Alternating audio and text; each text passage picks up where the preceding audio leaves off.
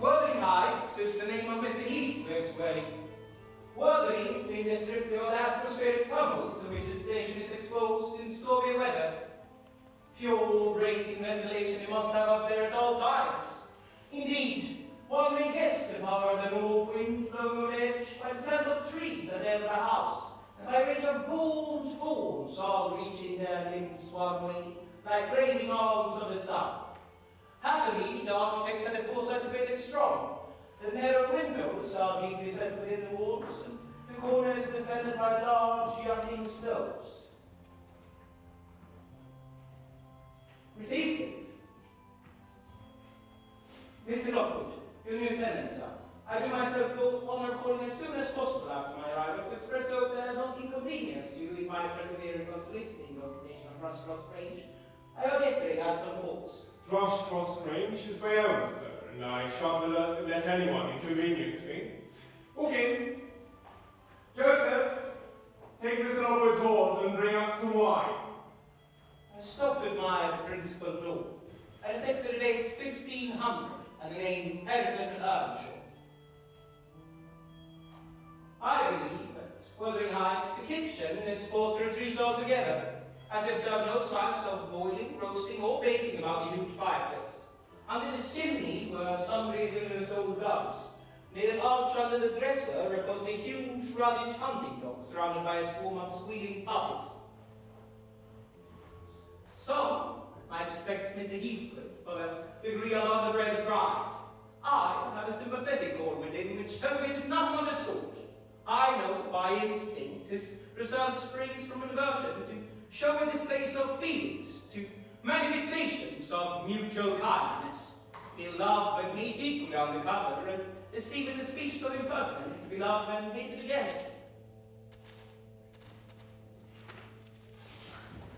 You'd better let the dog alone.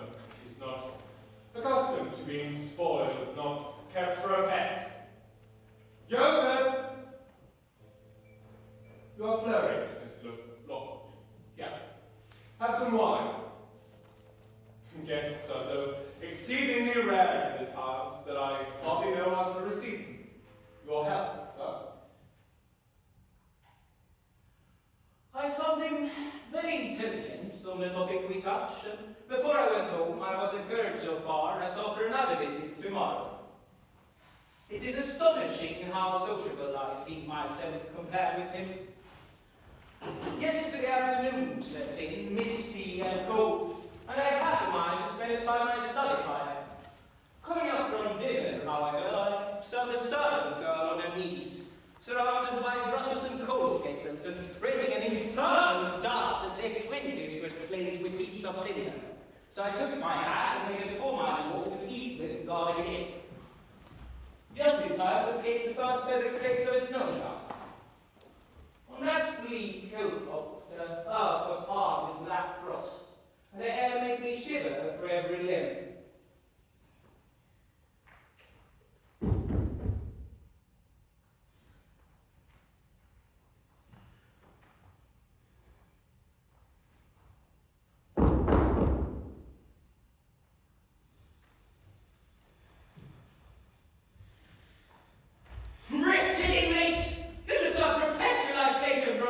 For your careless hospitality. I, at least, will not keep my doors barred in the daytime. I don't care, I will get in. What's that here for? The master's down in the fold. Back to the end of the lid with your estate then. Is there nobody inside to open the door? There's nobody inside but the missus, and I doubt she opened the door for you if it made this place and flinters now. Cannot you tell where I am then? Eh, Joseph? I should not have anything to do with it. But with you, mate.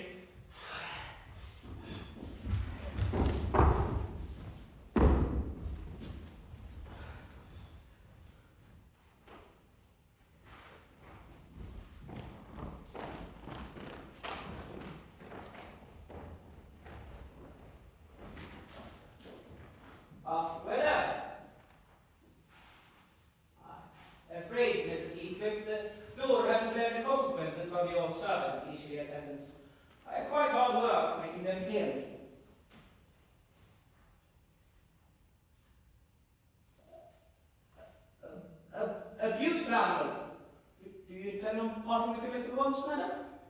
They are not mine. You should not come out. I don't want your help. I can get them myself. I beg your pardon. Were you asked to tea? I shall be glad to have a cup. Were you asked? No. You're the proper person to ask me.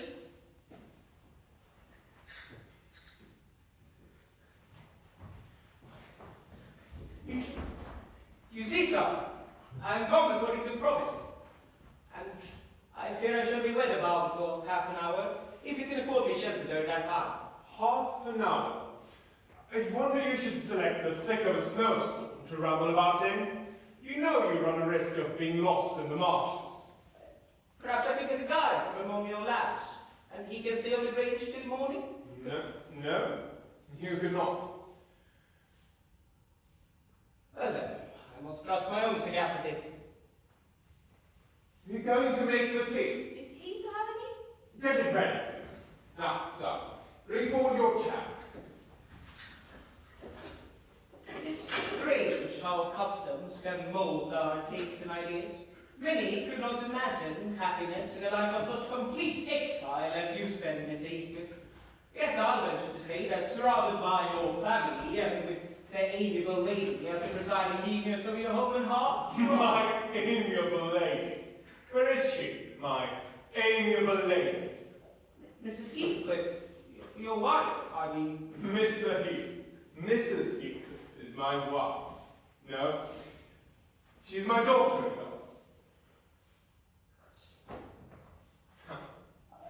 I see. You are the favored possessor of the beneficent fairy. Unhappy in your conjecture, sir. Neither of us own your good fairy. I make you stay. Now, I told you she were my daughter-in-law, therefore she must have married my son. And this young man is? Not my son, assuredly. My name's Harrison Earnshaw, and I counsel you to respect him. I show no disrespect. I began to feel mistaken out of place in that pleasant family circle. Dark night was coming down prematurely. Sky and hill mingled in a bitter world of snow and suffocating wind. I don't think it would be possible for me to get home now without a guide. The roads are already covered, and if they were bare, I could only take this a foot in advance.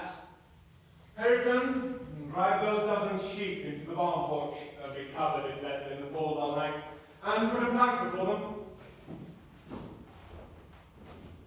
How must I do? I wonder how you can fashion to stand there in your armies of war and all of them scurrying. You've got an axe and a devil like your mother for you. You scandalous old hypocrite. Are you not afraid of being carried away godly every time you mention the devil's name?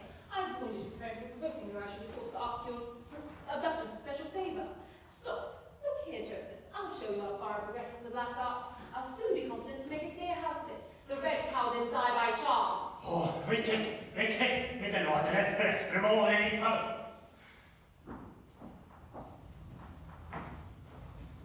Mrs. Heathcliff, sorry to disturb you. I presume with that face you cannot help but being good-hearted. So be so kind as to point some landmark for me, by which I may know my way home. I have no more idea how to get there than you would how to get to London. Take the road you came. It's brief advice, but some I can give. Then if you hear of me being discovered dead in a vault or a pit full of snow, your conscience wouldn't whisper that it was partially your fault.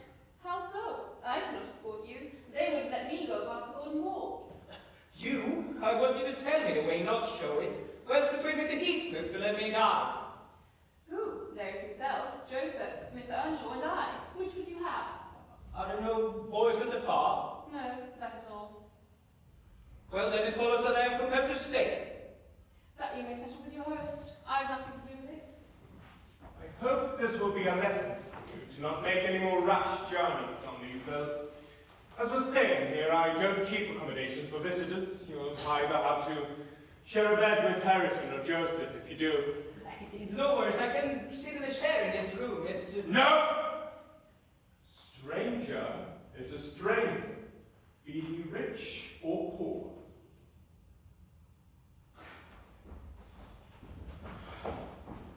I'll go with him as far as I can. You'll go with him to hell!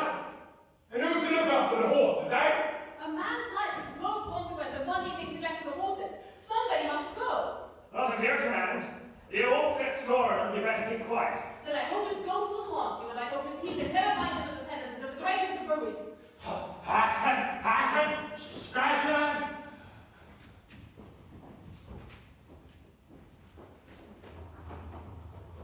I was compelled to accept lodging under his roof. Having obeyed his orders, Joseph ushered me to bed. Leading the way upstairs, he recommended that I hide my candle and not make his noise. His master had not notion about the chamber he would put me in, and never let anybody lodge there willingly. The ledge where I put my candle had a few mildewed books piled up in one corner, and it was covered with writings scratched in the paint. It was nothing but a name repeated in all kinds of characters, large and small. Catherine Earnshaw, here and there written to Catherine Heathcliff, and then again to Catherine Linton.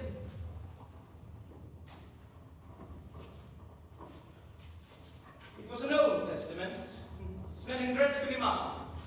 A fly leaf bore the inscription, Catherine Earnshaw, her book, and it dates some quarter of a century back.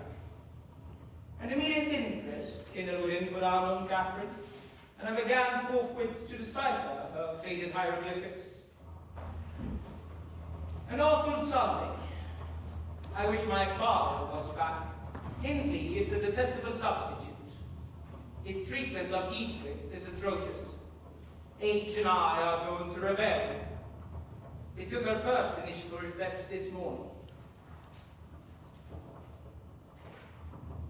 How little did I dream that Hindley would ever make me cry so. My head aches till I cannot keep it on the pillow. And still I can't give over. Poor Heathcliff. Hindley calls him a vagabond and won't let him sit with us nor eat with us anymore. And he threatens to turn him out of the house if we break his orders.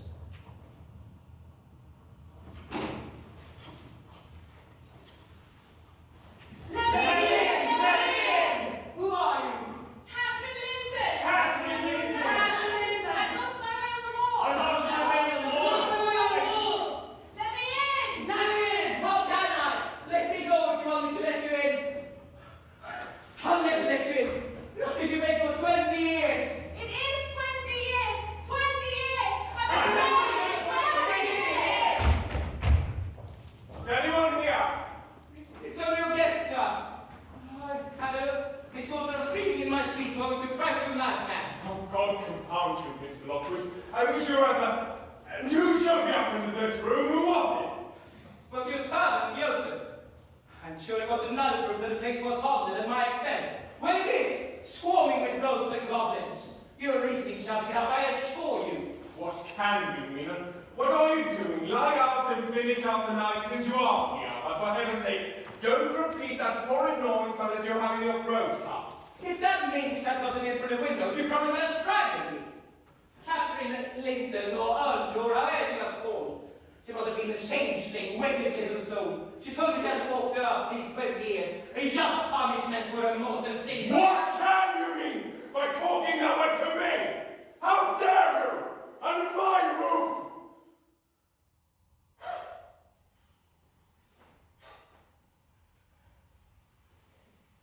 It's 4 o'clock. We've taken an oath that been 6. Surely we must have retired to rest at 8. Always 9 in winter, and rise at 4, Mr. Lockwood. You can go into my room, your childish outcries, and sleep to the devil for me. And for me too. I'm now quite cured of seeking pleasure in society, be it country or town. A sensible man ought to find sufficient company in himself. Delightful company. Now, go you please and take that down. Just be away with you. I'll come in 2 minutes.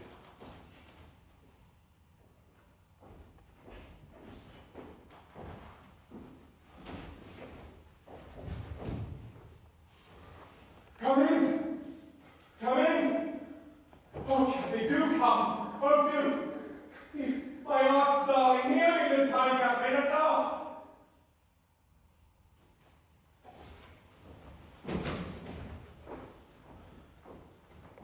At the first gleam of dawn, I took the opportunity of escaping into the free air, now clear and cold as impalpable ice. The distance from the gate to the Grange is 4 miles. I believe I managed to make it 6. When I entered Crossroads Grange, every young one predicted I had perished last night, and what is done now set about to search for my remains. Finally, compelled to strike my colors, under the pretext of gaining information concerning the necessities of my establishment, I decided Mrs. Dean to sit with me while I ate my dinner. You have worked here a considerable amount of time. Did you say 16 years? 18, sir. I came when the mistress was married to wait on her. After she died, the master retained me for a housekeeper. Indeed. She was not a gossip, as I had hoped. Unless it was about her own affairs, and those hardly interested me. Oh, times have greatly changed since then. Yes, she was in a great many alterations, I suppose. And troubles, too. Tell me, why do Heathcliff live in Wuthering Heights when Crossroads Grange is so much superior in both residence and location? Is not rich enough to be the same good order? Rich, sir? He has nobody knows what money, and every year it decreases, but he is very near. It is strange that people should be so greedy when they're all alone in the world. He had a son, it seems. Yes, he has one. He is dead. And the young lady, Mrs. Heathcliff, is his widow? Yes. Where did she come from originally? Well, she's my old master's daughter. Catherine Linton was her maiden name. I nursed her, poor thing. Catherine Linton? And the young man who lives with Mr. Heathcliff, Harrington, are they relations? No, he is my late mistress's nephew. The young lady's cousin, then? That's right. Her husband was her cousin also, one on the father's and one on the mother's side. I see the house of Wuthering Heights has the name Earnshaw written over it. Are they an old family? Yes, sir, very old. Harrison is the last of them, as our Miss Cathy is of us. I mean, of the Lintons. Have you been to Wuthering Heights? I beg your pardon for asking, only I would like to know how she is. Miss Heathcliff, she's she looks very well, but not very happy, I think. I do not wonder. And how did you like the master? A rough fellow, rather. Is that not his character? Rough as a sword and tough as Winston. The less you meddle with him, the better. Do you know anything of his history? Oh, sir, I know all about it, except where he was born, and who were his parents, and how he got his money at first. Well, Miss Dean, I fear I shall not rest now if I go to bed. Be good enough to sit and chat for an hour. Oh, certainly, sir. I'll sit as long as you please. Before I came to live here, I was almost always at Wuthering Heights because my mother and nurse, Mr. Hindley Earnshaw, Harrington's father, and I got used to being with the children. I ran errands too. One fine summer's night, it was the beginning of harvest, I remember. The old master, Mr. Earnshaw, had returned from a long journey to Liverpool. We were all there, Hindley, Cathy, Mrs. Earnshaw, and me.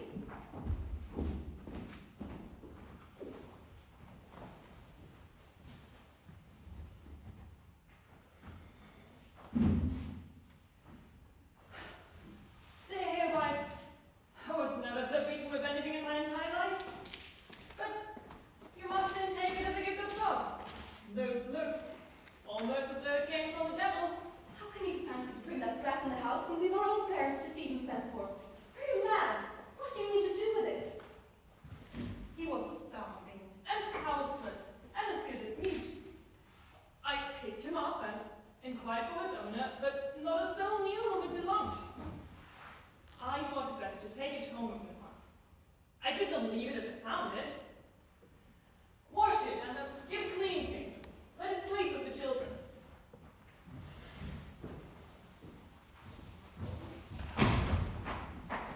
He absolutely refused to have it in bed with them.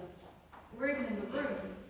And I had no more sense, so I put it on the landing of the stairs, hoping it might be gone on the morrow. This was Heathcliff's first introduction to the family. Catherine and he were very thick, but Hindley hated him. Mr. Earnshaw took to Heathcliff strangely, believing all he said and placing him far above Catherine, who was too mischievous and wayward for a favourite. So from the very beginning, he bred bad feeling in the house. And at Mrs. Earnshaw's death 2 years later, Hindley had learned to regard his father as an oppressor rather than a friend, and Heathcliff as a usurper of his parents' affections and his privileges. I remember Mr. Earnshaw once bought a couple of colts at the parish fair and gave the lads each one. Heathcliff took the handsomest, but it soon fell lame. You must exchange horses with me. I don't like mine, and if you don't, I shall tell father of the 3 thrashings you've given me this weekend and show him my arm. You'd better do it at once. If I speak of these blows, you'll get them again in return. I'll tell him how you both said you turned me out of doors as soon as he died. See whether you'll not turn me out directly. Fine then, take my colt. And I hope you'll break your neck, you beggarly interloper. I hope you'll kick your brains out. In the course of time, Mr. Earnshaw began to fail. He grew grievously irritable, and nothing vexed him, and suspected slight on his authority nearly threw him into fits. Hindley was sent to college, and I hoped heartily that we should have peace now. We might have got on tolerably, but for 2 people, Cathy and Joseph. By his knack of sermonizing and pious discoursing, he had contrived to make a great impression on Mr. Earnshaw. And the more feeble the master became, the more influence he gained. Cathy, she was a wild, wicked slip, but she had the bonniest eye, the sweetest smile, and the lightest foot of the parish, and I believe she meant no harm. She was much too fond of Heathcliff. The greatest punishment we could invent was to keep her separate from him, and she was never quite so happy as when we were all scolding her at once and doing what her father hated most, proving how her pretended insolence had more power over Heathcliff than his kindness. How the boy would do her bidding in anything, and his only when it suited his own inclinations. Nay, Cathy, I cannot love thee. Thou worse than thy brother. Go, say thy prayers, child. Say you're sorry for God's pardon. Say you're sorry for your faults. I'm sorry, Nelly. Please forgive me. I'm sorry. Why canst thou not always be a good lass, Cathy? Why cannot you always be a good man, Father?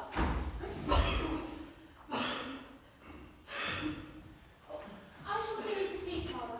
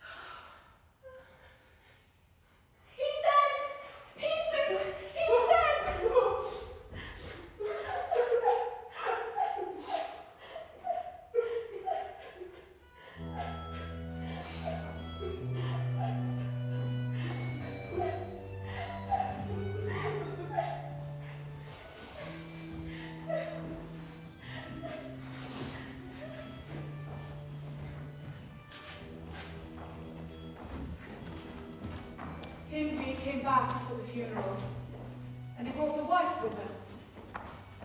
She expressed pleasure at finding a sister in the beginning, but her affections tired soon, and Hindley grew tyrannical. One Sunday evening, when I went to call Cathy and Heathcliff to supper, I could discover them nowhere. Hindley, at last, in a passion, told us to bolt the doors and let nobody in that night. Where is Miss Catherine? At first it was strange. What? What's the matter? I would have been there too, if they only had the manners to ask me to stay. What on earth led you to wander into Cross Strange? Cathy and and I escaped from the wash house to have a ramble, and we caught a great glimpse of the Grange lads. We figured we'd go see whether or not the Lintons spent their Sunday evening standing shivering in corners while their mother and father stood dancing and sighing and singing and burning their eyes out before the fire. Do you think they do, Nelly? I rather doubted they're good children. Nonsense, Nelly. We ran from the top of the heights down to the park. Catherine completely beaten in the race because she was bad, but you had to go search for our shoes in the bottom. We crept through our broken hedge and planted ourselves in a flower plot, just under the drawing room window. We were both able to look in by standing on the basement. We saw... It was a beautiful day, a splendid place carpeted with crimson and with crimson-covered chairs and tables, a pure white ceiling bordered with gold and with a shower of glass drops hanging from silver chains from the centre, shimmering with little soft tapers. Old Mr. and Mrs. Linden were not there. Edgar and his sister had the place entirely to themselves. Shouldn't they have been happy? We should have thought ourselves in heaven. Now guess what your good children were doing? Isabella lay screeching as if witches were running red hot needles into her. And Edgar stood on the hearth, weeping silently. We laughed outright at the petty things. We did despise them. Oh, hush, Heathcliff, still you're not told me how Catherine is left behind. Well, I told him we laughed, then we jumped off, but we better flee. I had Catherine where behind and was riding her on, when all of a sudden she fell down. Run, Heathcliff, run! They said the bulldogs don't! Never had ceased her anger. I could hear its abominable stalking. She didn't cry out. I did, though. I vociferated enough curses to annihilate any fiend imprisoned her. And I got a stone, and I tried with all the might to cram it down its throat. Keep fast, Cobra! Keep fast! What pray, Robert? Stop the school to little girl, sir. This lad with him too. Probably Robert's looking for murders at days. You devil! Oh, well, doctor! You fell on the feet! The rascals knew yesterday was my rent day. They put at me cleverly to rob a magistrate in his stronghold, and on the Sabbath too. Where their insolent start? Don't be afraid. It's but a boy. It's a villainous scowl so plain on his face. Will it not be a kindness to the country to hang him at once? Frightful thing. Put him in the cellar, Papa. And Miss Earnshaw. And look, her scalper is bitter. How her foot bleeds. Miss Earnshaw? Nonsense. Such culpable carelessness in my brother. But who is this? Where did you pick up this companion? Oh, I declare it's that strange acquisition my late neighbour made in his journey to Liverpool. A little castaway. A wicked boy at all events, and quite unfit for a decent house.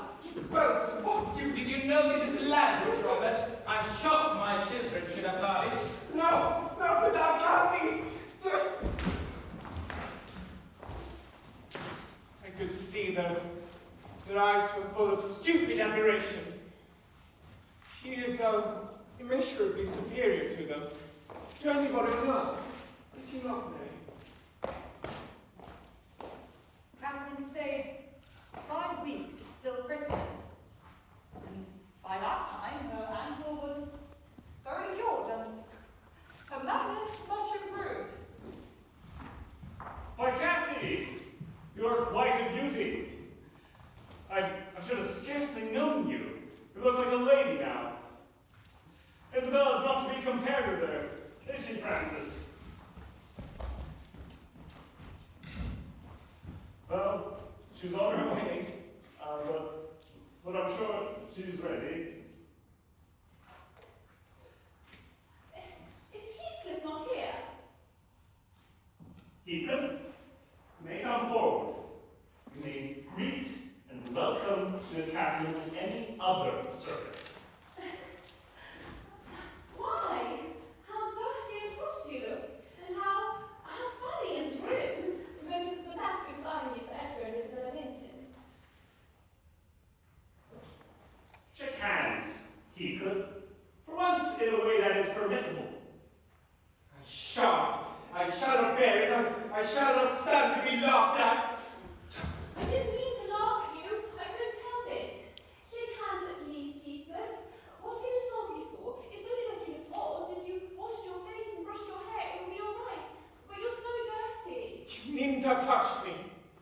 I shall be as dirty as I please, and I like to be dirty, and I will be dirty. In the morning he rose early and carried his ill humour to the moors, not reappearing until the family had departed for church.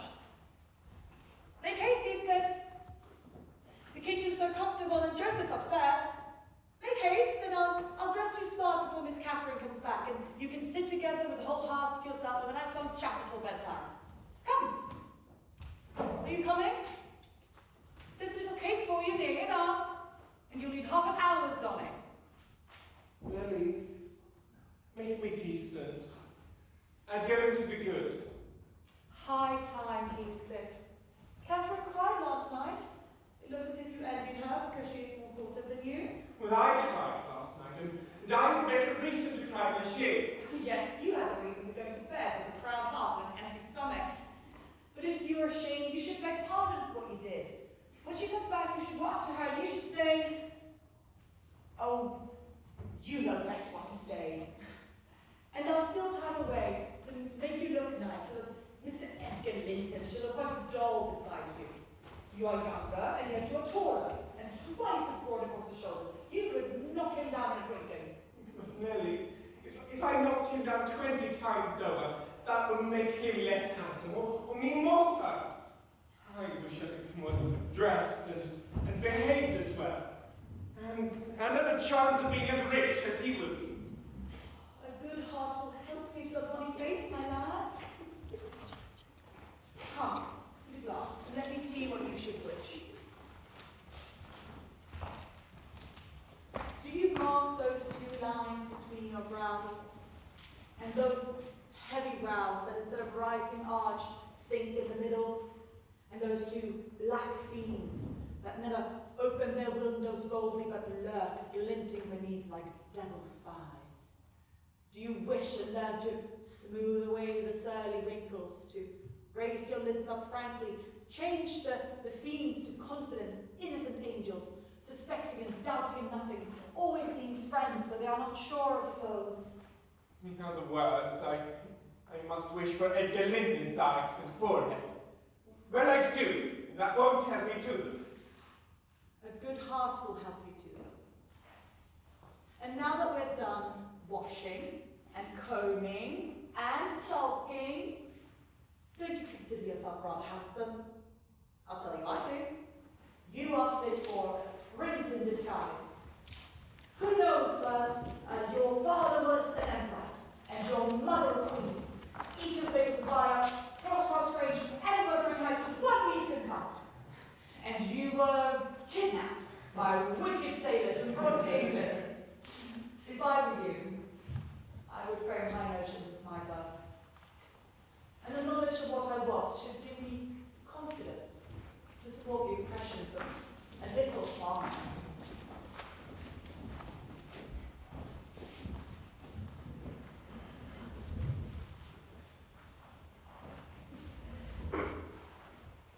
Keep the fellow out of doors until dinner is over. He'll cram his fingers in the tarts and steal the fruit if left alone with him a minute. Nay, sir, he'll touch nothing. And he must have his share of days as well as we. He'll have his share of my hand if I catch him downstairs before dark. Wait till I get a hold of those long, elegant locks of his. See if I can't pull them a little longer. They are long enough already. I wonder if it makes his headache. They look like a cold swain over his eyes. What are they? Guys, stop it! You've really done it now, Heathcliff.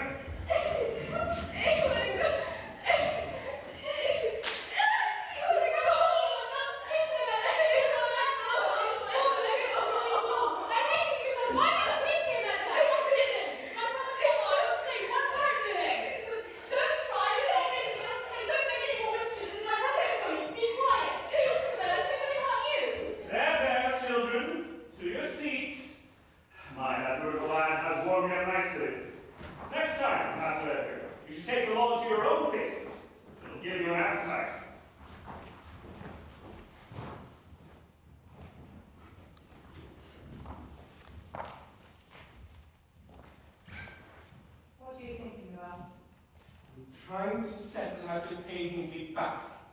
You don't care how long I can do what he does. I hope he doesn't die before I do. It's a shame, Heathcliff. It is for God to punish wicked people. We should unforgive. No, God won't have the satisfaction that I shall. I don't care how long it takes. Now, if only I knew the best way. Let me alone, and I shall plan it all out. When I'm thinking of that, I don't feel pain. Sometimes I feel like a motherless child. Oh, such a grand man, the finest ladder to the bereaved. But the doctor says Mrs. must go. He says he's been in a consumption these many months. I heard him tell Mr. Hindley she'd be dead before winter. You're to nurse him, Nelly. It'll be all yours when there's no missus. Sometimes I feel like a motherless child. How very. Almost ready to run about now. Sometimes I feel like a motherless child. And the mistress, the doctor said she's... Damn the doctor! Francis is quite right. She'll be perfectly fine by this time next week. A long way from home. Poor soul. One night while leaning on Hindley's shoulder, a fit of coughing took her.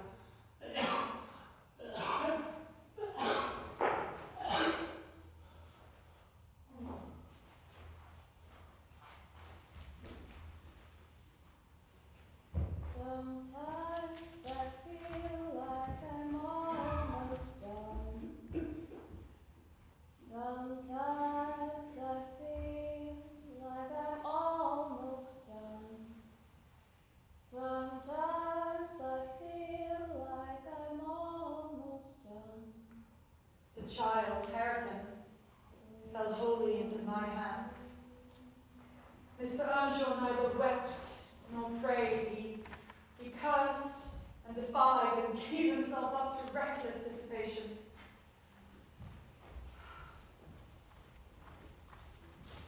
Joseph and I were the only two that would stay, and Heathcliff delighted in seeing Hindley degrade himself past redemption. Cathy adopted a double character, without exactly intending to deceive anyone. When she was at Crosscross Grange, she took care not to associate with Heathcliff. But at home, she had small inclination to act a lady. She was not artful and had evidently some objection to her two friends meeting at all. One afternoon, Hindley left her.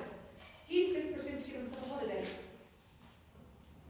Cathy, are you busy this afternoon? Are you going anywhere? No, it's raining. Why have you that silk frock on? Nobody coming, I hope. Not that I know of. We're just in the field now, Heathcliff. It's now past dinner time. I thought you were gone. I'll not work more today. I'll stay here with you. Oh, look, Joseph will tell. You must go. Joseph, he's all floating line. It'll take him till dark. You'll never know.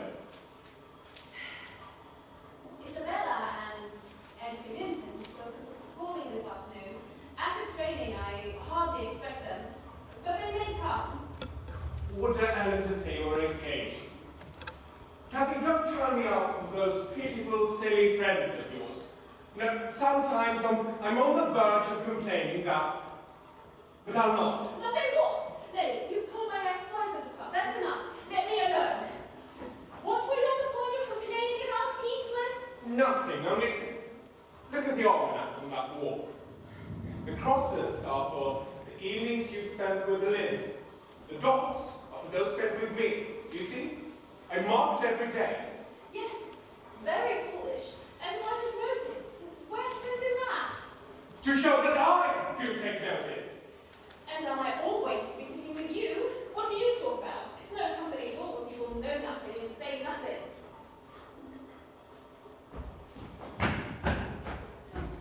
I've come too soon, haven't I? Whoa, no. What are you doing there, Nelly? My work, miss? Take yourself and your dusters off. When there's company in the house, servants do not commence scouring and cleaning in the room where they are. They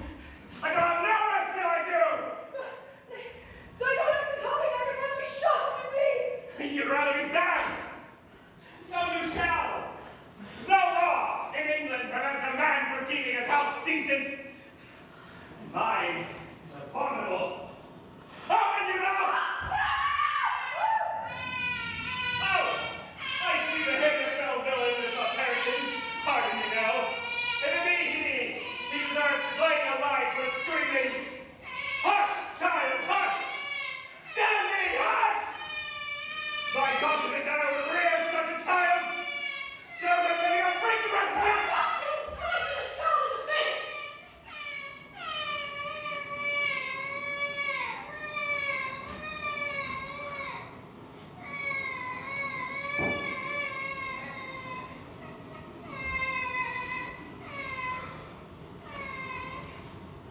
It's your fault, Ellen.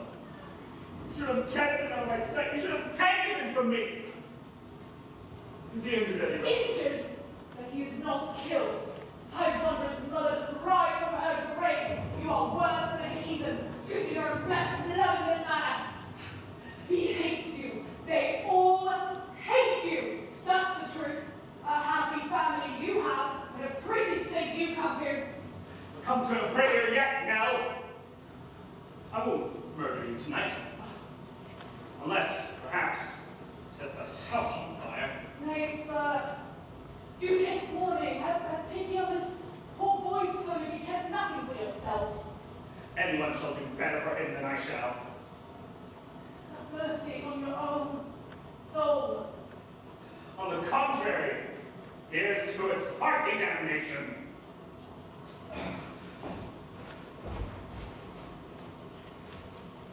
It's a pity he cannot kill himself in the grave. He's trying his utmost, but his constitution defies him.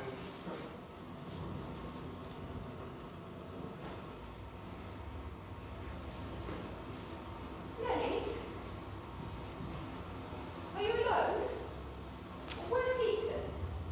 About his work in the stable, miss. Oh dear, I'm very unhappy. A pity. You're hard to please. So many friends and so few concerns, and you can't make yourself content. Nelly, will you keep a secret from me? It worries me, and I must let it out. Today, Edgar has asked me to marry him, and I've given him an answer. Now, before I tell you whether it was consent or denial, you tell me which it ought to have been. I've accepted him, Nelly. Be quick. Say what I was wrong. What's the use in discussing the matter? You've given your word, and you can't retract. But say whether I should have done so. Do.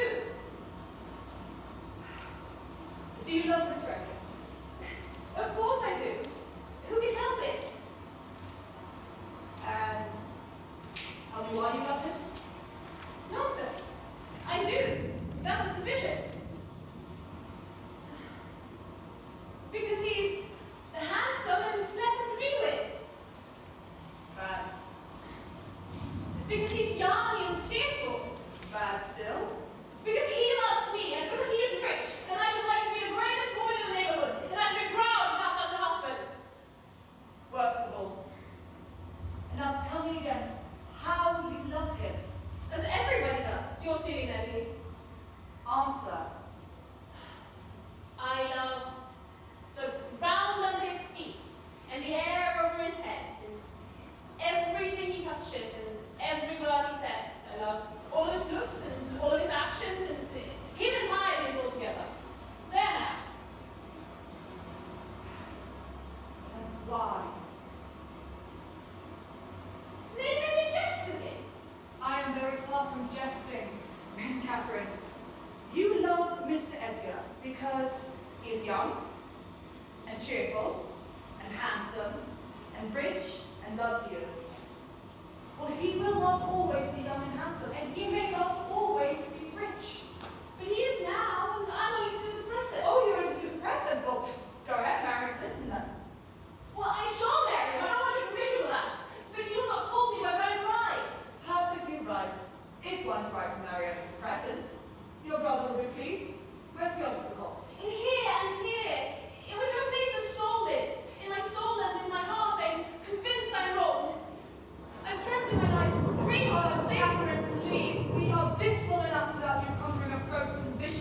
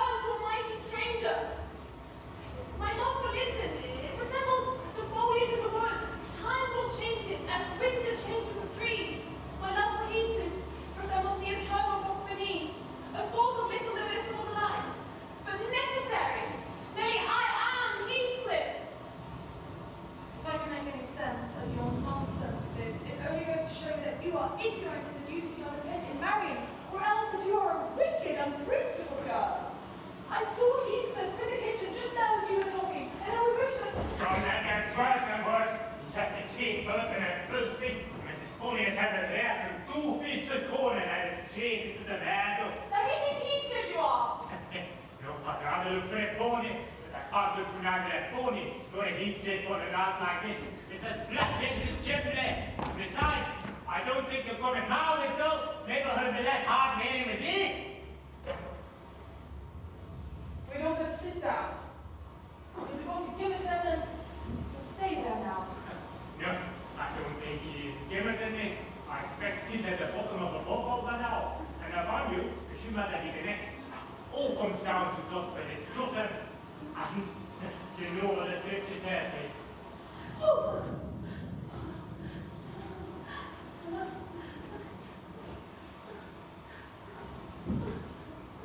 What ails you, Kathy? Because this one's a drowned well. Tell me, why are you so damned pale, child? I've been wet and I'm cold. That's all. Well, she's been very naughty. She got stuck in the shower and I couldn't prevail on her to stir. Took her into the rain. Surely not fear of thunder. That was over hours since. Damn it, she's ill. I will not have sickness in this house. What took you into the rain? Running after the lads, as usual. You know, if I were your master, I'd just slam the boats right into their faces. It's funny behavior every night when you're away. They are lurking through their fields, and every time the foul face and devil of the boy Heathcliff comes up here. And you nasty witch, you're good for nothing. Every time you see this happening, and you hear Silence! Edgar Linton came yesterday to find my Charles Hindley, and it was I who told him to be off, because I knew he would not have liked to have met him as you were. You lie, Kathy. You are confounded, Susan. But never mind Edgar at present. Were you not with Heathcliff? I have not seen Heathcliff, and if you turn him out of doors, I shall go with him. But perhaps you'll never have the opportunity. Perhaps he's gone. I thought she was going mad, and I begged Joseph to run for a doctor. Dr. Kenneth, as soon as he arrived, pronounced her dangerously ill. She had a fever, and I cannot say I made a gentle nurse. Our patient was as headstrong and as wearisome as any patient could be. The old Mrs. Linton came to visit several times and insisted on conveying her to Cross Grange. But the poor dame had reason to repent her kindness. She and her husband both took the fever and died within a few days of each other. Heathcliff was not seen since that evening of the thunderstorm. I had the misfortune, one night, of laying the blame of his disappearance on her, where it belonged, as she well knew.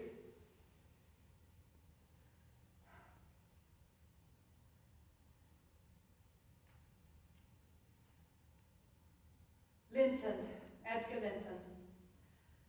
He was infatuated and believed himself the happiest man alive when he led her to Gimmerton Chapel. And I was forced to leave Wuthering Heights and accompany her here. Harriton had just turned 5 years old. I had begun to teach him his letters. I kissed Harriton. I said goodbye. And since then he has been a stranger. It is very queer to think it. But I do not doubt that he has forgotten all about Nelly Dean and that he was ever more than all the world to her, and she to him.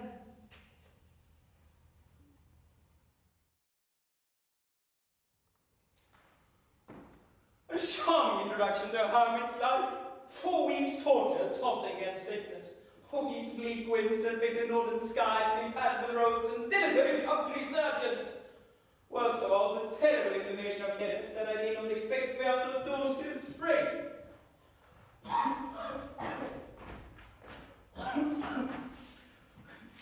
Mr. Heathcliff, as he has told me where to call, about 7 days ago he sent me a brace of grouse, last of the season. Scoundrel! It wants 20 minutes. Away with it! The doctor says you Get off my house! Don't interrupt me!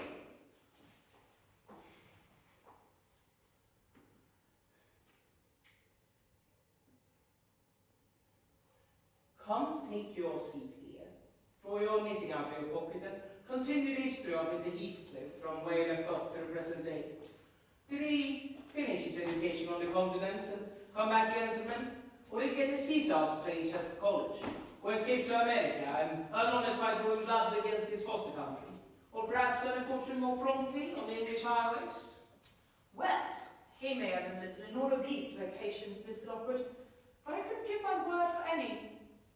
I got Catherine and myself to Throsscross Grange, and to my agreeable disappointment, she behaved infinitely better than I dared to expect. She was almost over fond of Mr. Linton, and even his sister. They were very attentive to her comfort, certainly. It was not the thorn bending to the honeysuckle, but the honeysuckle embracing the thorn. On a meadow evening in September, I was coming back from the garden with a basket of apples I had been gathering. It had got dusk, and the moon shone above the high walls of the court, causing undefined shadows to lurk in the corners of the numerous projecting portions of the buildings. Nelly, is that you?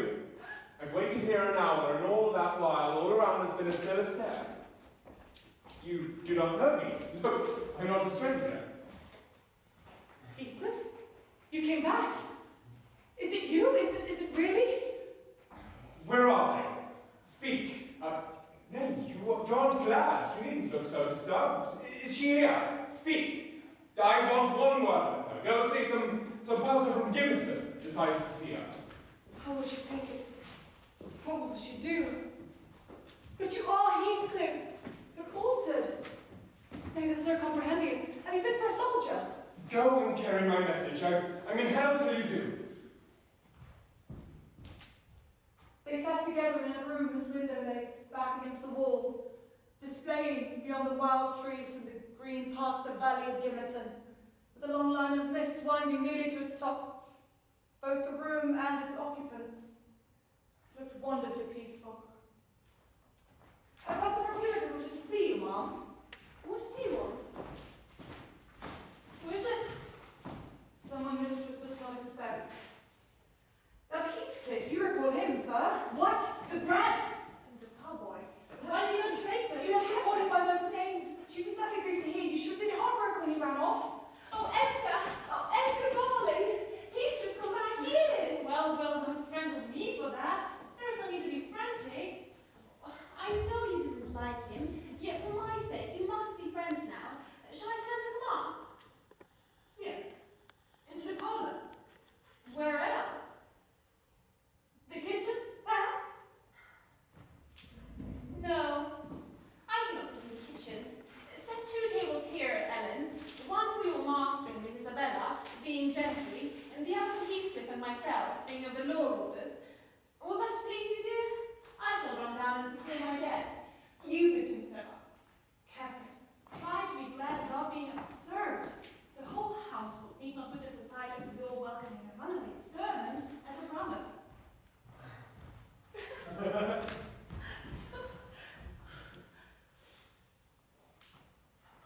Now fully revealed by the fire and candlelight, I was amazed more than ever to behold the transformation of Heathcliff.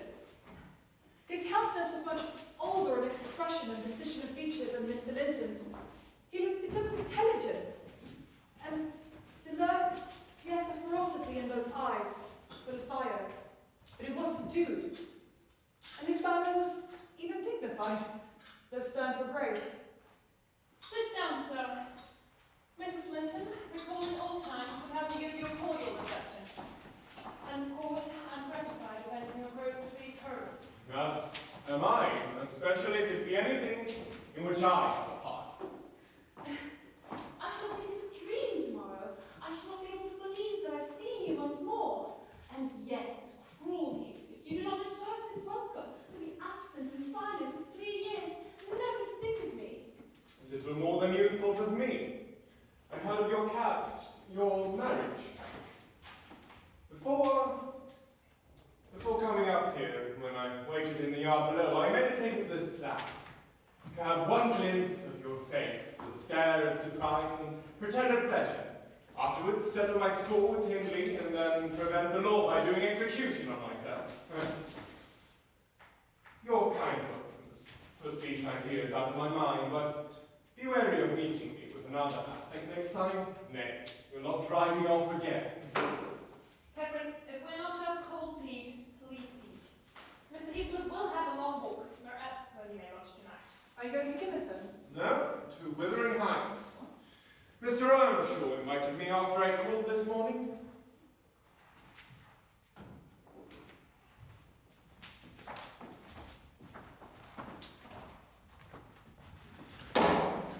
The following day, there was a justice meeting in the next town, and my master was obliged to attend. Heathcliff used the liberty of visiting Frostcross Grange cautiously at first, but he gradually established his right to be expected. My master's new source of trouble sprang from Isabella Linton. She was at that time a charming young girl of 18, infantile in manners, though possessed of keen wits, keen feelings, and a keen temper too, if provoked. We'd all remarked during some time that Miss Linton fretted and pined over something.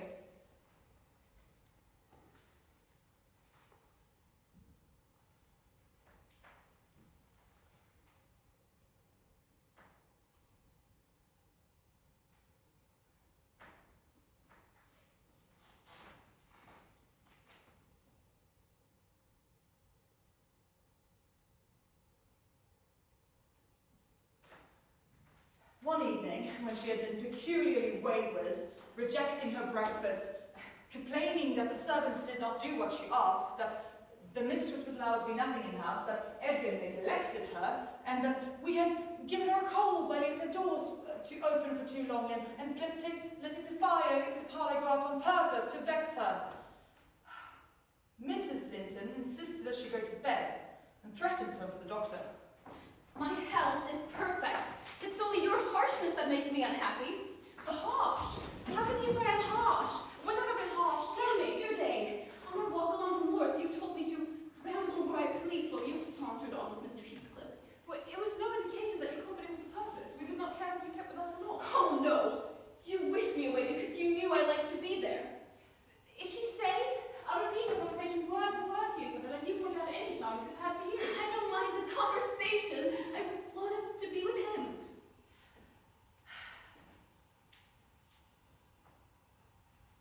You are a dog in the manger, Kathy, and desire no one to be You are like a yourself. perfect monkey. To be, isn't it possible that you covered the admiration of Heathcliff? Consider him an agreeable person. I hope I misunderstood you, Isabel. No, you have not. I love him more than ever you loved Edgar, and he might love me if you would let him.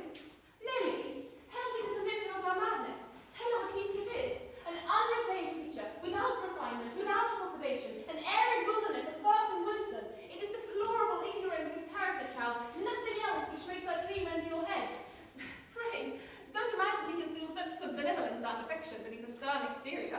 He's not a rough diamond, not a pearl-containing oyster or rustic. He's a fierce, pitiless, wolfish man and will crush you like a sparrow's egg. I know he can never love a Linton, yet he'd be quite capable of marrying your fortune and expectations. Try it for yourself if that be your spirit. I'm done. I yield this argument to your saucy insolence.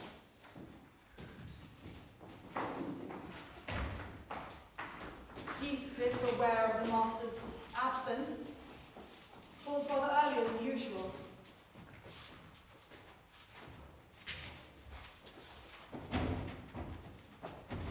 Come in. That's right. Here are two people sadly in need of a glove to cool the ice between them. Heath, I am proud to show you at last somebody that dotes on you more than I do. Nay, it's not Nelly. Don't look at her. My poor little sister-in-law has been breaking your heart by mere contemplation of your physical and moral beauty. No, Isabella, you shan't run off. We were quarreling like cats about you, Heathcliff, and I was fairly beaten in protestations of devotion and admiration, and, moreover, I was informed that should I but have the manners to stand aside, my rival would fix you forever and send my image into eternal oblivion. Catherine, I beg you to adhere to the truth. Do not slander me, even in joke. I won't be named the dog into manger again. You shall stay. Now then, Heathcliff, why don't you have any satisfaction at my pleasant news? Isabella swears that the love Heathcliff Edgar has for me is nothing for that she entertains for you. I think you belie her. She wishes to be out of my society now, at any rate. Ah, there's a tigress. talents to him. Look, Heathcliff, they're instruments that will do execution. You best beware your eyes. I'd wrench them off their fingers if they ever menaced me. But what did you mean by teasing the creature in that manner, Kathy? She's been dying for your sake for several weeks and raving about you this morning and pouring forth a deluge of abuse because I dared to represent you in a plain light for the purpose of mitigating her adoration. But don't notice it further. I wish to punish her sauciness, that's all. And I like her too ill to attempt it. She's a brother's heir, is she not? I should be sorry to think so. Half a dozen nephews will raise her title. But you're too prone to coveting your neighbour's goods. Remember, this neighbour's goods are mine. The next time Heathcliff came to visit, my young lady chanced to feed some pigeons in the court.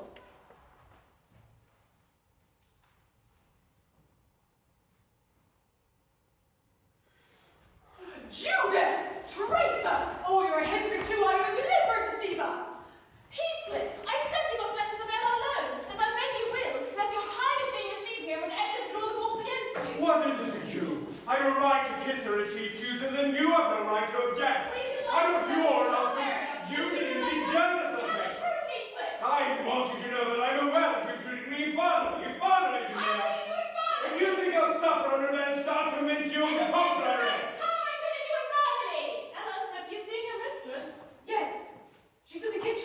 You're welcome to torture me to death, your amusement, only allow me a little amusement in the same style. This is insufferable. Call me 2 men out of the hole and I've humoured her enough. I begin to be secure and tranquil, and you restless and open as peace. And a mere soul is like a quarrel. Quarrel with Edward, if you please. He's given the secret sister. You know exactly the most efficient method of revenging yourself on me. What is this? What notion of propriety must you have to remain here? Have you been listening at the door, Edgar? I've been so far forbearing of you, sir. Not that I was ignorant of your miserable, degraded character. But I felt you were only partly responsible for that. And, Catherine, wishing to keep up your acquaintance, I acquiesced. Foolishly, your presence is a moral poison, and to prevent worse consequences, I shall deny you hereafter admission to this house, and give notice that I require your instant departure. Reasonless delay shall render it involuntary and ignominious.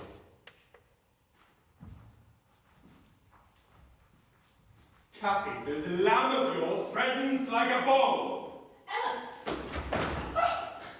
If you've not the courage to attack him, make an apology or allow yourself to be beaten, Edgar. I was defending you and yours, and I wish Heathcliff may flog you sick for daring to think an evil thought of me.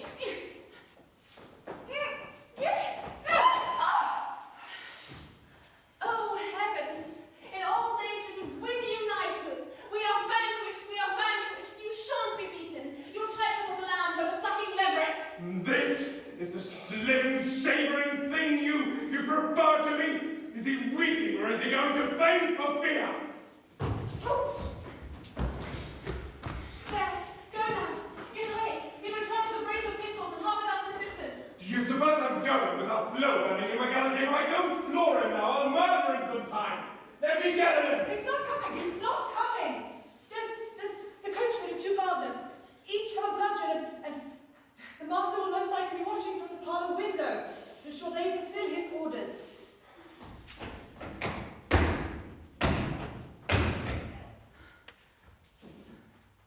Nelly, tell Isabella to shun me. This uproar is owing to her. And Nelly, tell Edgar that I'm in danger of being seriously ill. I wish it may prove true. I wish to frighten him. You are aware that I'm in no way blamable in this matter. Had Edgar never gathered our conversation, he would never have been worse for it.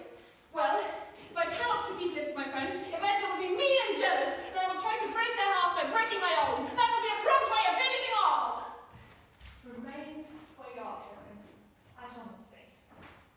Neither come to ramble nor reconcile, but just wish to learn whether, after this evening's event, you intend to continue your intimacy. Oh, for heaven's sake, for heaven's sake! Your cold blood cannot make me work into a fever. Your veins are full of ice water, but mine are boiling! That violence will not allow me to get rid of me. Answer my question. Will you give up Heathcliff, Arthur? Or will you give up me? You cannot be his friend and mine at the same time. I absolutely require to know which you choose. I require to be let alone! I demand it! Can't you see I can scarcely stand? Oh, Edgar, you leave me!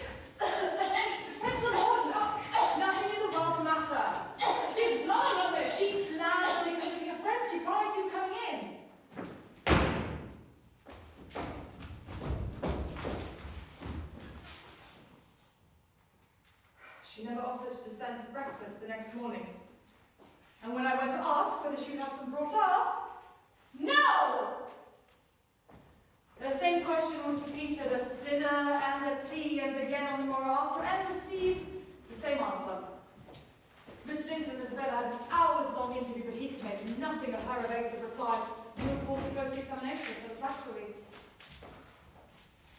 He added, however, that if she insisted on engaging this worthless suitor, it would dissolve all bonds of relationships between him and her. I went about my household duties, sure that the Grange had but one sensible soul left in its walls. Oh, I shall die. Since nobody cares anything about me, I wish I'd not taken that. No, I shall not die. He'd be glad. He does not care about me at all. He never missed me. Did you want anything, Mom? What is that apathetic being doing? Has he fallen into a lethargy, or is he dead? Neither, if you mean Mr. Linton. He is tolerably well, although he still is occupied rather more than they ought. He is continually among his books, because he has no other society. Among his books, and I dying. I am the prick of the grave. My God, does he know how I'm altered? Are you speaking the truth about him now? Is he actually so utterly indifferent for my life? If I were only sure I would kill him, I'd kill myself directly. I begin to suspect you don't like me. I thought, though everyone hated and despised each other, they couldn't help but love me. And he among his books, when I'm dying, I am the brink of the grave, my God. I wish I were back in the old house. I know as I lay here, I was enclosed in the old panelled bed at home, and my heart ached for the great grief I could not recollect. I cannot say why I felt so wretched. I'm groaning.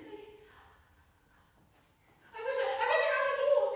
I wish I was a girl again, half savage and hardy and free, laughing at injuries, not maddening none of them. Why am I so changed? I'm sure I should be myself again if I was once more among the heads on those hills. Open a window then, wide, quick, fasten it open. Why don't you move? Because I will not give you your damn cold. You won't give me a chance of life. I'll open it myself. Look, that's my room with a candle in it, and the tree swaying for it.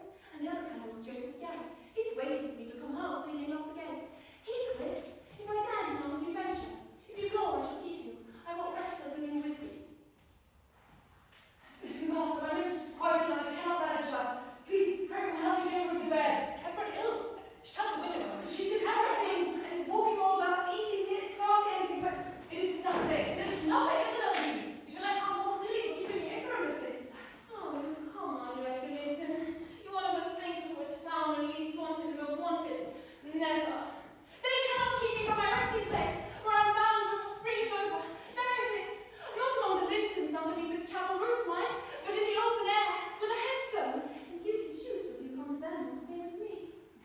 Am I nothing to you anymore? Do you love the better to you? Mention that name again, and I'll end the matter instantly with a throwing from the window. So, her mind wanders, and must be careful how we vex her. I'll never go that way from you. And not to give me one here, but to be spring days, it was harmless. I would call the Duke's a faithful servant, telling you and I have a faithful servant's wages. It will teach you to be careful next time. Next time, you may like attendance for yourself. Next time you bring a tale from you, Don't quit my servants on me! Oh, you rather know nothing about it then. Heathcliff has your permission to come courting, miss, and to drop by into your absence office. Nelly's made the traitor. Nelly's made him enemy. You witch! So you do seek help falls against us. Let me go and I shall make her move. I shall make her proud of reputation.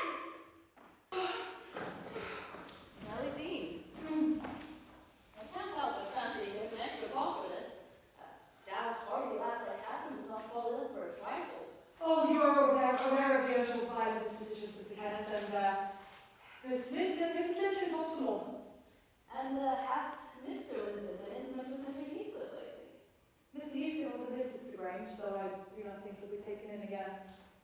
And does Miss Linton turn a cold shoulder on him? Oh, I'm not in her confidence. She's a real little fool. I have it on good confidence that last night she and Mr. Heathcliff were seen walking in the plantation behind your house for over 2 hours. And he pressed her not to go with him and simply mounted his horse and away with him.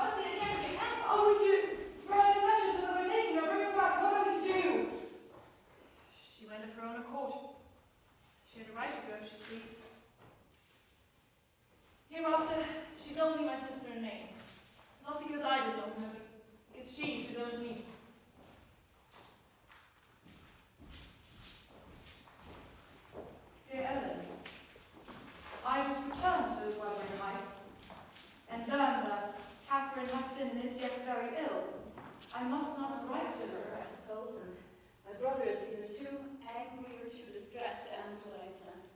Still, I must write to somebody. Inform Edgar that I would give the world to see his face again. That my heart returned to Thrushcross Range within 24 hours of leaving, and is there now, full of warm feelings for him and Catherine.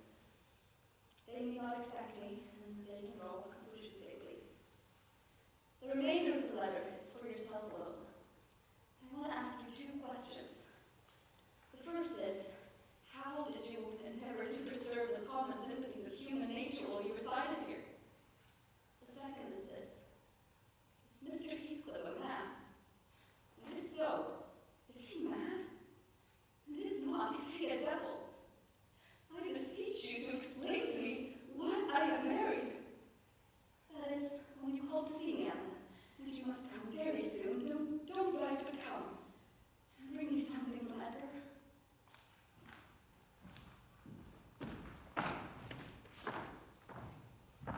When I arrived at the Heights, Mr. Heathcliff was expecting me.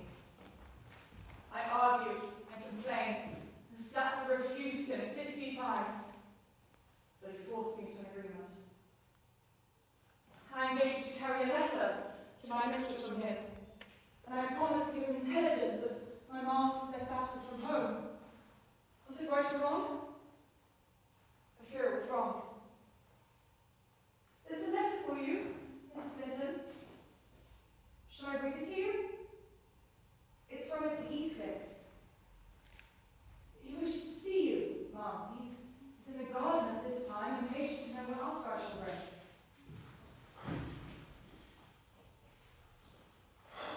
Oh, Catherine, oh my life, how can I bear it? You and Edgar have broken my heart, Heathcliff. You killed me and criminal on it. How strong you are. How many years do you mean to live after I'm gone? I wish I could hold you until we were both dead. I shouldn't care what you suffered. I care nothing for your suffering. Why shouldn't you suffer? I do. Will you forget me? Will you help me when I'm in the grave? Will you say, 20 years hence, that was the grave of Catherine Earnshaw. I loved her once, it was fresh to lose her, but I have loved many ever since. Don't torture me. Are you possessed with the devil to talk to me in that manner when you're dying? Don't you reflect that those words will be branded in my memory, eating deeper into how you left me? You don't have nothing to say I killed you. Is it not enough you're insufferable? Selfishness. While you're at peace, I shall ride in the torments of hell. Why? I shall not be at peace. I'm not wishing you greater torment than I Heathcliff. I only wish us never to be parted. Come here and kneel down again. There. You see, Nelly? That is how I love. Peace in my soul. I'm tired of being close here. Nelly, you think you're better and more fortunate than I. You're sorry for me. I shall be sorry for you. I shall be infinitely above and beyond your... Oh, Heathcliff, dear. Do come to me. Why did you despise me? Why did you break your own heart, Catherine? I don't want word about it. You deserve this. You killed yourself. Yes, you may kiss me, and cry, and wring out my tears and kisses.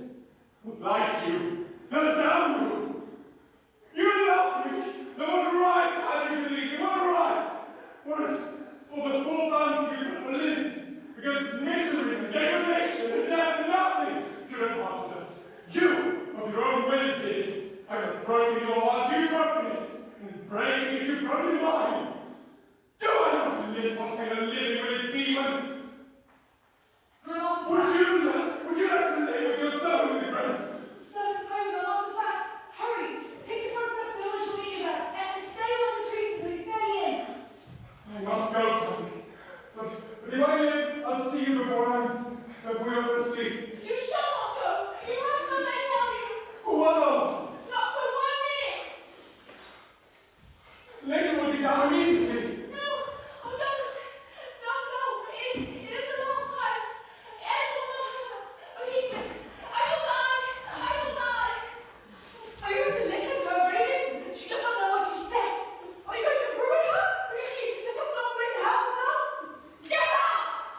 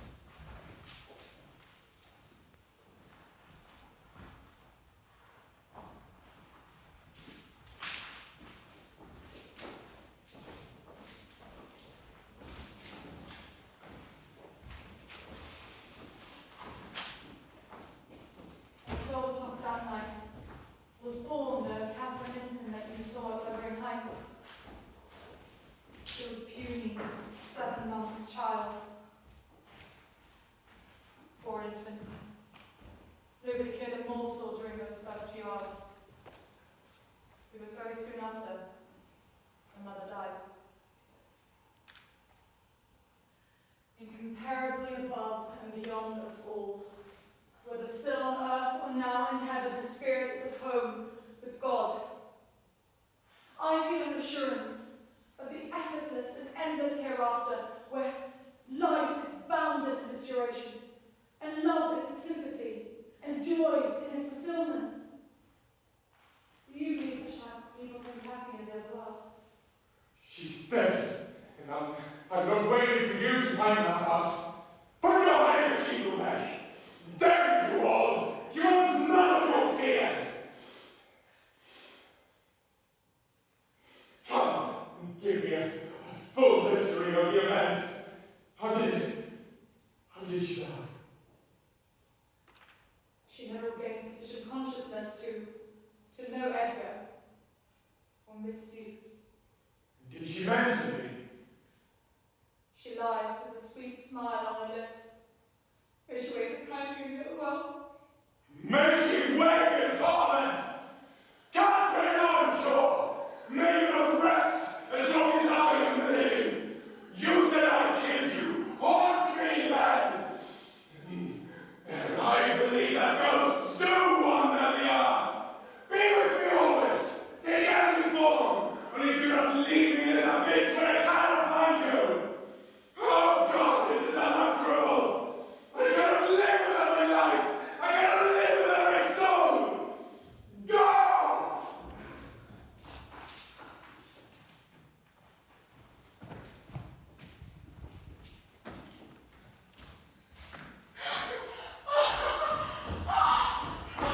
What do you think you're bringing your goodness here? What would the master say if he heard you?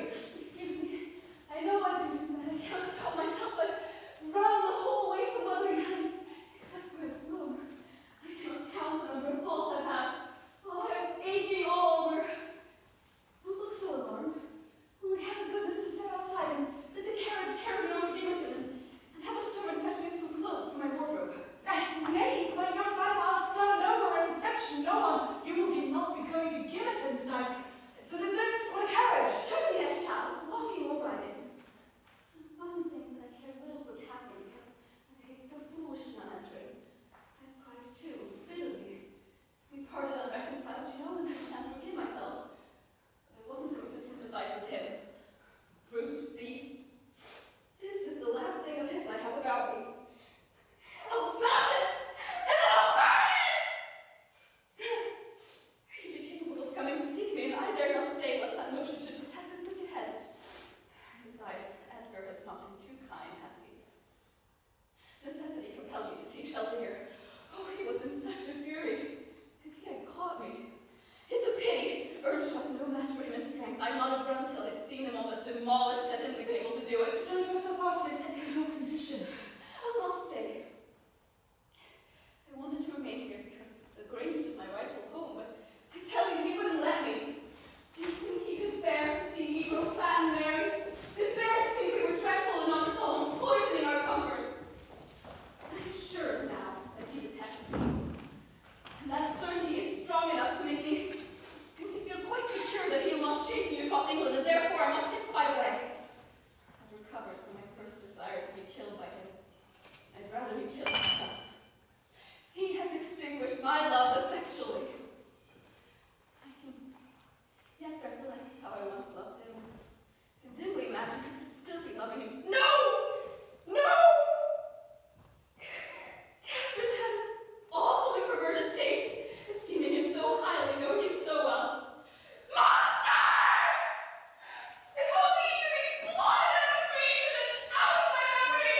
He's a human being. Be more charitable. He's not a human being, and he has no claim on my charity. I gave him my heart and pinched it to death and flung it back at me. People feel with their hearts out. And since he has destroyed mine, I have the power to feel for him. Yesterday, Mr. Earnshaw should have been at the funeral. Instead, he sat in front of the fire, consuming gin or brandy by tumblerfuls. Mr. Earnshaw does not interfere with my arrangements.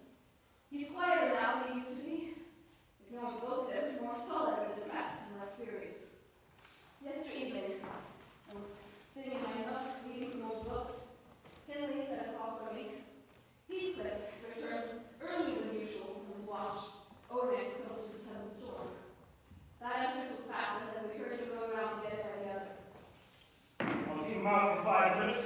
subject. You're going to keep him up the whole night for me. Do. Put the key in the lock and troubles. You and I, the great debt settled now yonder. Neither of us are cowards to be combined to discharge it. Are you soft as your brother? Are you willing to endure to the last? Not once attempt repayment. Treachery and violence are spears pointed at both ends. They wound those who resort to them worse than their enemies. Treachery and violence are a just return for treachery and violence. Mrs. Heathcliff, I ask you to do nothing but sit still and be mute. Tell me this, can you? Down the house, villain! He knocks at the door as if he's master of the place already. Promise to hold your tongue. Before the clock strikes, you'll be a free woman. I'll not hold my tongue. Let the door remain shut and be quiet. No! I've made my resolution, and by God, I'll execute it! I'll do you a favor in spite of yourself, and inherit justice. Catherine is dead. No one alive will regret me or be ashamed. It's time to make an end. You better sit shut up somewhere else tonight. They have a mind to shoot you if you persist in the never to enter. You'd better open the door, girl! I'm not bad with this. I've done my duty. Come in and be shot if you please. You'll love the villain next. Isabel, open the door or I'll make you repent! Emily stands sentinel with a loaded pistol and a knife. Let me in by the kitchen door! Emily will be there before me. How are you, but I go and stretch myself out across her grave and die like a faithful dog. The world was true, not you were living now, is it? You distinctly impressed upon me. The idea of Catherine was the whole joy of your life. I can't imagine if you survive your loss. He's there, isn't he? If I can get my arm out, I can hit him. I'm afraid Ellen, you set me down as really wicked. But I wasn't going to aid or abet an attempt even on his life for anything. When Heathcliff flung himself on Earnshaw's weapon, the charge exploded, and the knife closed itself into its owner's wrist. Heathcliff pulled it away by being forced, slitting the flesh as it cast off, and thrust it dripping into his pocket. His adversary fell senseless to the ground, with the flow of blood gushing from an artery or a large vein. The ruffian kicked and trampled him, and dashed his head against the flag repeatedly. I said you didn't happen. I said you didn't happen. There's this to do. That your master is mad and should be lost in another month and have him to his side. Don't stand muttering and mumbling there. I won't nurse him. You wash that stuff away. Mind the sparks of your candle is more than half brandy. I said I'm hiding it. Acting is hiding it. Yeah, I know. No, I forgot about you. You'll do this, don't you? You spy with him against me, do you, viper? That's work fit for you.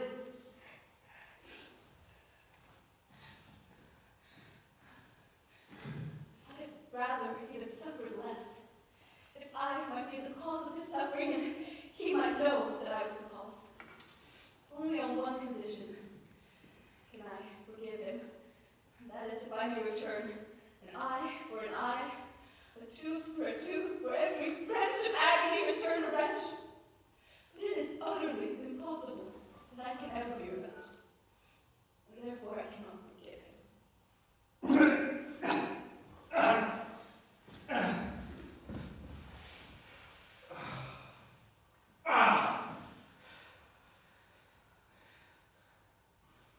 God give me the strength to strangle him in my last agony. Go to hell with joy. Nay, it's enough that he's killed one of you. After all, at the Grange, everyone knows Catherine would still be alive had it not been for Mr. Heathcliff. After all, it's preferable to be hated than loved by him. Get out and be gone out of my sight! I love Catherine too, and her brother requires assistance, and for her sake I'll supply it. Now that she's dead, I see her in Emily. Emily has exactly her eyes.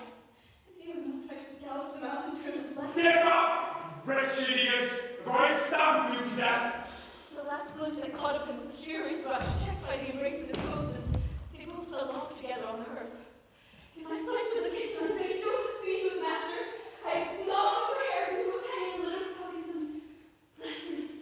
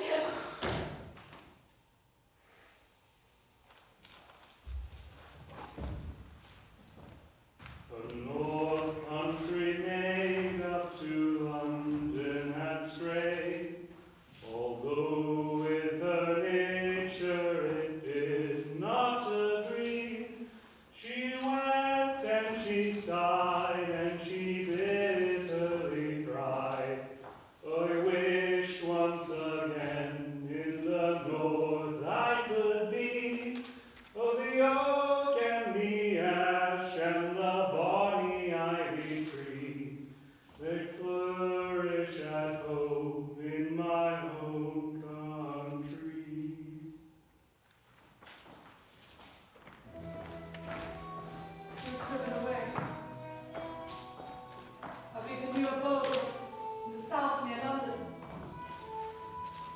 There she had a son, christened Linton. She reported him to be an ailing, peevish creature. Mr. Heathcliff discovered both her place of residence and the existence of the child. He often asked about the infant. I do not believe they wish you to know anything about it. I'll have it when I want. They may reckon on that. Well, Nelly, it's your turn to go into mourning now. Who do you think gave us the slip this time? Who? Why, guess. A nib off the corner of your apron. I'm certain you'll need it. No, not Mr. Heathcliff, surely. What? Did you have tears when? No, Mr. Heathcliff's a tough young fellow. He's rapidly regaining flesh since he lost his better half. Well, then who? Henley Earnshaw. Your old friend Henley. There. Oh, I said he should draw water, but cheer up. He died true to his character, drunk as a lord. Well, I'm sorry too. One cannot help missing an old companion. Poor lad. He was barely 27, it seems. Why, that's your age. Who would have thought the two of you were born in 1 year? Please. What's going to the last duties of the dead? Please. He's friendless. His son Harold is your wife's nephew. In the absence of miracle, you will drag his son. You will regret how much trouble to his life. He must speak to my lawyer concerning such matters. But you may go. His father died in debt. The whole property is mortgaged. The sole chance for the natural heir is to allow an opportunity to create some lenience in the creditor's heart.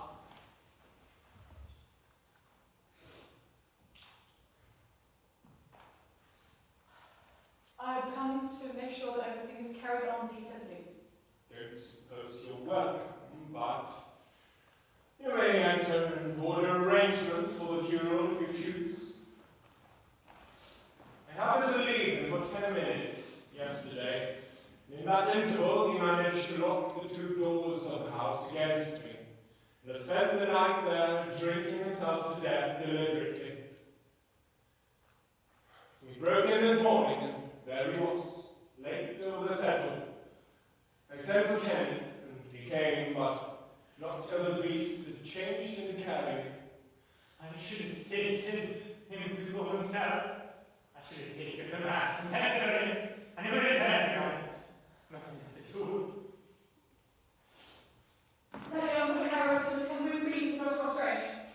There is nothing in the world less yours than he is. Does Linton say so? Of course it is. It's going to be taken. Don't engage till the parent go undisputed. Earnshaw mortgaged every yard of land he owned to support his mania for gain, and Heathcliff was a mortgagee. In that manner, Hareton, who should have become the first gentleman in the neighbourhood, Has become a complete dependent on his father's inveterate enemy. and lives in his own house, As a servant, quite unable to write himself, deprived of the advantages of wages, and because he is friendless, and because of his ignorance that he has been wrong.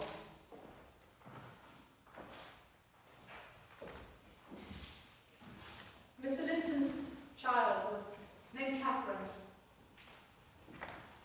but he never called it the name in full, just as he had never called the first Catherine short. The little one was always Cathy, and she was the most winning thing that ever brought sunshine into a desolate house. Her spirit was high, but never rough, and qualified by a heart sensitive and in its success. That capacity for intense attachments reminded me of her mother, but her anger was never furious. Her love never fierce. It was deep and tender. It must be admitted that she had faults to foil the gifts.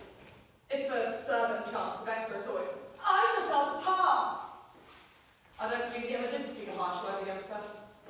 Until she reached the age of 13, she had never once been beyond the range of the park by herself.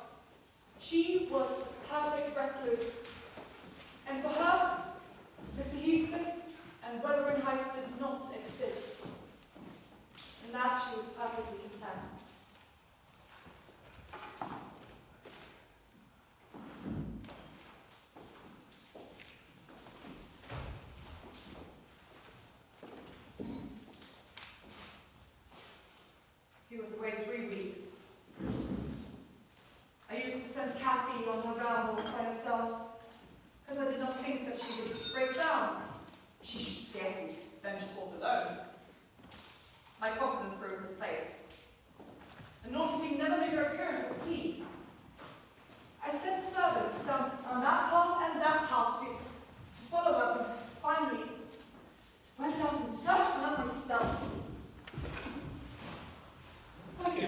secret to mistress, but don't be frightened. She's safe here. I'll stop in her secret.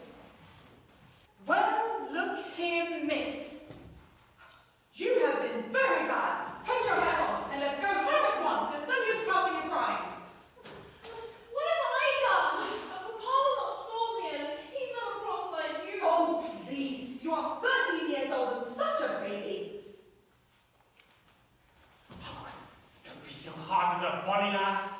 We actually made her stop. Allerton asked her if she could come with us, and I thought she should. Because you see, it's a wild road over all of those hills. Well, Miss Cathy, if you knew whose house this was, you should be eager to get out. Well, it's your father's, isn't it? Nay. Whose then? Your master's. He talked of our house and our folk, and I thought he'd be the master's son. And he never said miss. He should have done, shouldn't he, if he's a servant? Now, get my horse, and you may come with me. I want to see what the goblin king rises from the marsh, and the fairies, as you call them. But make haste. What's the matter? Get my horse, I say. I'll see thee damned before I be that servant. You'll see me what? Damned, thou saucy witch. Ellen, how dare he speak so to me? Mustn't you make to do as I asked? I'll tell the poor you said. Softly, miss, you lose nothing by being civil. Though Mr. Haverton here may not be the master soon, he still is your cousin. He, my cousin? Yes, indeed. Ellen, don't let them say such things. Papa's gone to fetch my cousin from London. He's a gentleman, son. Catherine, please. One can have cousins of all sorts, and they need not spend time with them if they are disagreeable and bad. He's not my cousin, Ellen. Because my cousin is from London and he's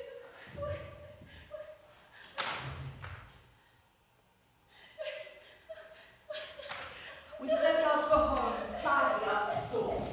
I could not bring from my little lady how she had spent her day, but I made her promise that she would not make agreements before her father. I explained how he looked down on the whole household at the Heights, and how he would be very grieved the day she had gone there. But most of all, I made it clear that if she were to tell him of my negligence of his orders, he might be so angry that he should send me away. She could not stand that thought. She pledged her word and kept it for my sake. After all, she was sweet as a girl. Linton is just 6 months younger than I am. How delightful it will be to have you for a playfellow. Oh, I'm happy. And Papa, dear Papa. Now, darling, your cousin's not so strong or so merry as you are, and he's lost his mother. This is your cousin Cathy, Linton. She's already fond of you. Try to be cheerful now. The travelling is an end, and you have nothing to do but rest and amuse yourself as you please. Can we go to bed then? Come, let's go, child. He'll do well, very well, if we can keep him.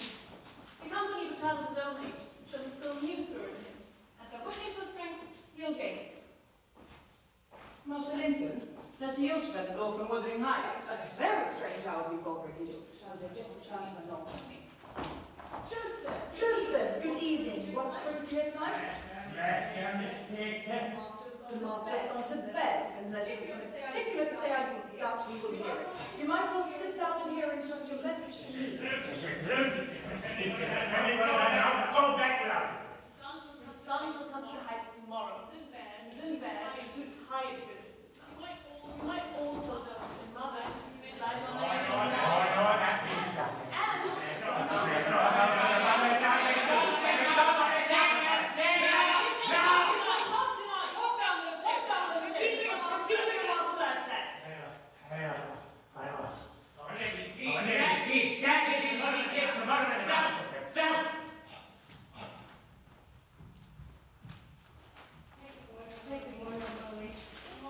Tomorrow, nearly told him that his father sent for him something and he's been obliged to leave us.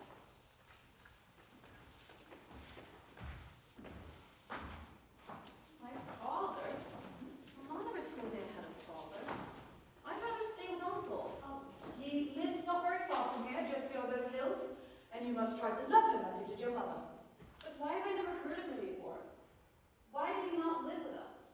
Oh, he had business in the north, and your mother's health required provider himself. Why did she never speak of him?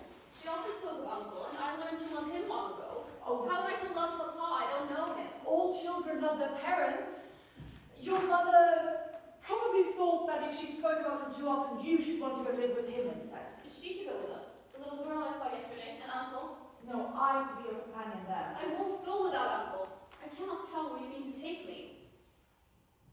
The boy was finally left, after being promised that Mr. Edgar and Kathy would come to visit him. And other promises, equally ill-founded, which I invented and reiterated along the way. Is Wuthering Heights as pleasant a place as Thrushcross Grange? What's my father like? Is he as young and handsome as Uncle? How strange that you never come to see him on me. Has he ever seen me?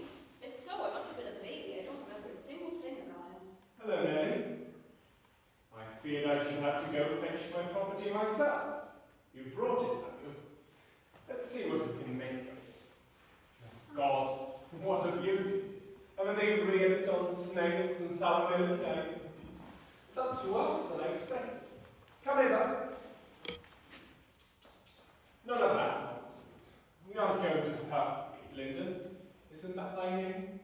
No, truly art thy mother's child, entirely. Do you know me? No. No? What a shame on your mum. Now, don't wince and colour up. Be a good lad. I hope you'll be kind to the boy, Mr. Heathcliff. Now, You'll not keep him long. No. He is all you have of a king in the wide world, remember? I'll be very kind to him, Nelly. Only nobody else must be kind to him. Joseph, bring the lads some breakfast, and Heritage, Val, go on. Yes, my son is mine, and I will come to see my descendants fairly all of their estates. My child hurry their children till their fathers ask for wages. He's safe, and shall be tended as carefully as your master tends his own. I've ordered Heritage to obey, and arranged everything to support the superior, the gentleman. I do regret, however, being so little disturbed the trouble. I'm bitterly disappointed with the whey-faced, whining wretch. I cannot eat it. I think you mean you can't eat it. The master never did it enough. That was good enough for him. It's good enough for you, baby. I cannot eat it. Take it away. That the judge says he cannot eat it. Was to be expected. That's nice, mother. We were almost done back to store the corn for the band. Just get him something he can eat, that's all. What's his usual food, Nelly? Boiled milk or tea, perhaps? Don't leave me. I'll not stay here. I'll not stay here. We had hard work with little Kathy that day. When I did chance to encounter Zilla, I used to ask how the old little master got on. He continues in the recount. Mr. Heathcliff seems to dislike him more and more. He's either learning his lessons or else he'll be in bed all day, because he's going to be getting cups and aches and pains and aches. I mean, he will go on, but only if I leave the window a little bit open late in the evening, when I light his fireplace in the middle of summer. There is always his sweets, his candies, his dainties, and milk! Milk! Milk forever! And if Paddington comes to the museum, Paddington's so bad nature, just a bit rough on the edges. Oh, I think the master would relish him to was thrashing him. Only who would his son?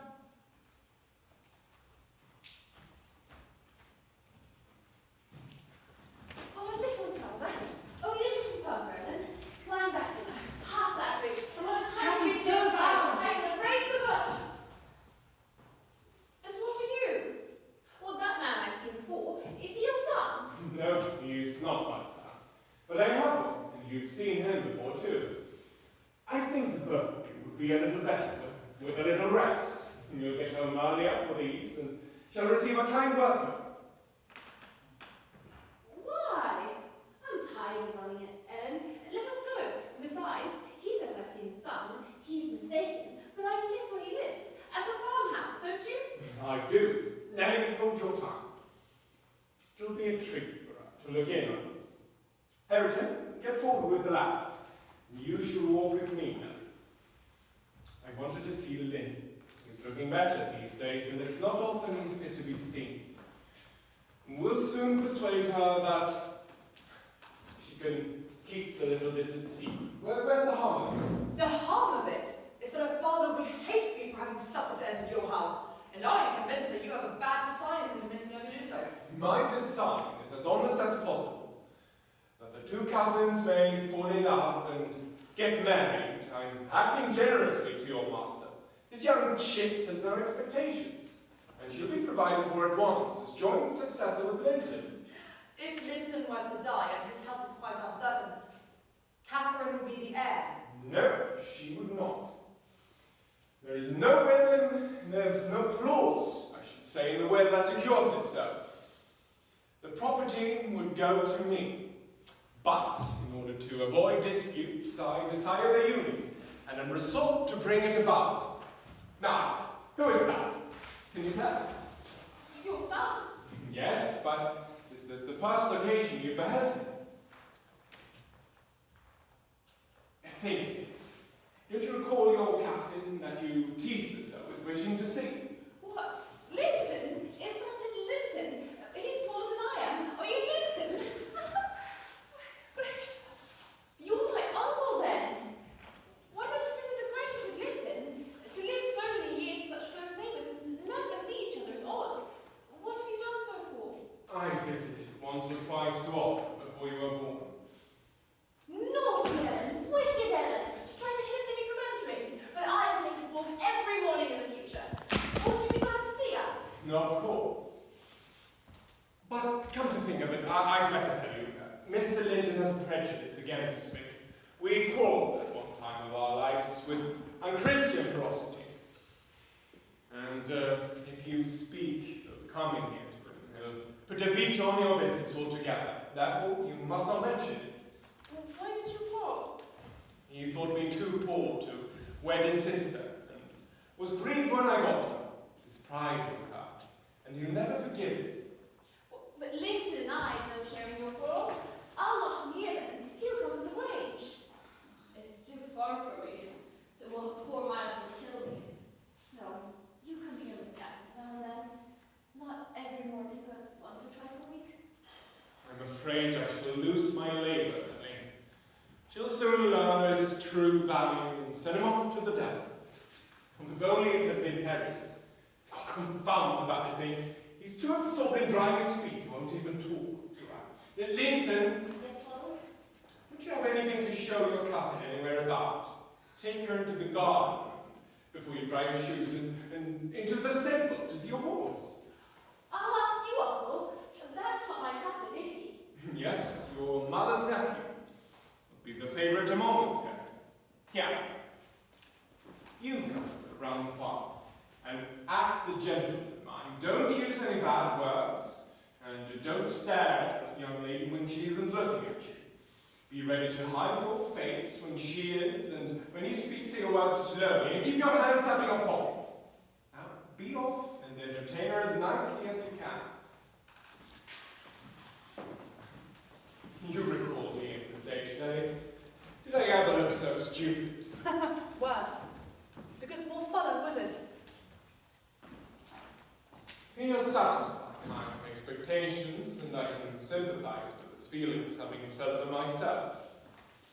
He'll never be able to emerge from his baths of coarseness and ignorance. I got him faster than his scoundrel of a father ever secured me. And Lola, for he takes pride in his brutishness. Don't you think Hindley would be awfully proud of his son if you were able to see him? Almost as proud as I am of mine. And the best of it is, he's awfully fond of me. If the old villain could rise from his grave to abuse me for his offspring's wrongs, I should have the fun of seeing said offspring fight him back again. Get up, you idle boy. Away after them. What's that inscription on the door? That's some damnable writing. I cannot read it. You can't read it. It's English. I can read it, but I want to know why it's there. He doesn't know his letters. Could you believe in the existence of such a colossal dunce? Is he all as he should be? Or is he simple?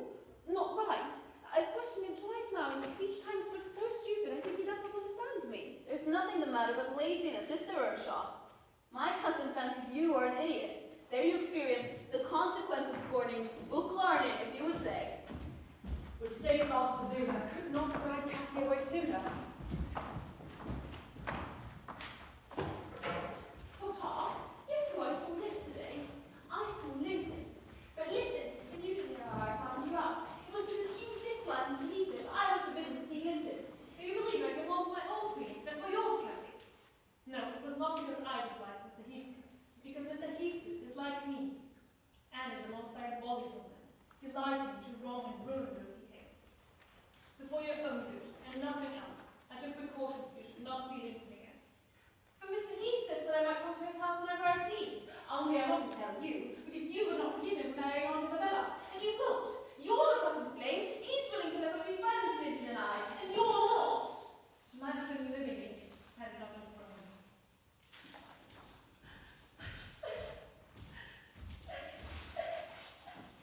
Oh, why, silly child, you never had one shadow of substantial sorrow. Imagine for one moment that your father and I were dead, and you were all alone in the world. How should you feel then? I'm not crying for myself, Ellen. It is for him. He'll be expecting me tomorrow, and then he'll be so disappointed, and he'll wait for me, and I shan't come. Nonsense. Hasn't he Harrison for a companion? Not 1 in 100 would weep at losing our relation when I've known over 2 afternoons. But may I not write to let him know, to tell him why I cannot come? And second, those books I promised to lend him. His books are not as nice as mine, and he wanted them explaining when I told him how interesting they were. May I not, Ellen? No, we'll not begin with writing letters, because then he would write to you and there would be no end to it. No. The relationship must be dropped entirely. But how can one little... We will not start with your little notes! Go to bed.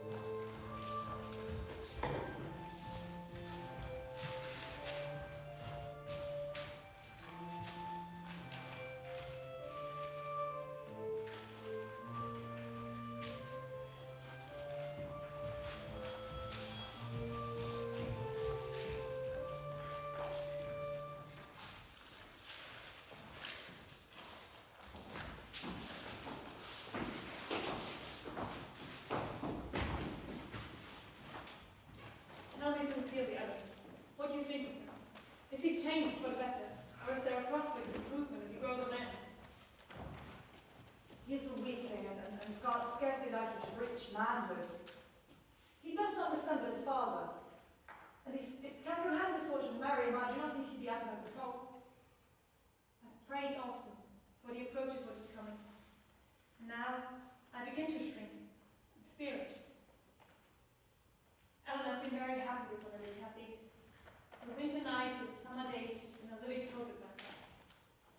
But I've been just as happy, musing by myself among those stones in the old church, lying through the long June evenings on the green mound of Mother's grave, and wishing, yearning for a time when I might love her.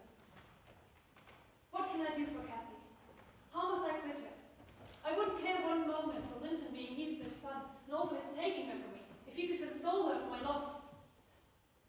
But should Linton prove unworthy, I cannot abandon her to him. I'd rather resign her to God, lay her in the earth before me. If something should happen to you, I shall stand her friend and counsellor to the last. Catherine is a very good girl. Spring advanced, and my master wrote a letter to Mr. Linton, expressing his desire to see him. He returned an answer. Am I never to see her? Because my father forbids me to go to her house and you forbid her to come to mine? Ride with her towards the heights. Let us exchange a few words in your presence. We have done nothing to deserve this separation. I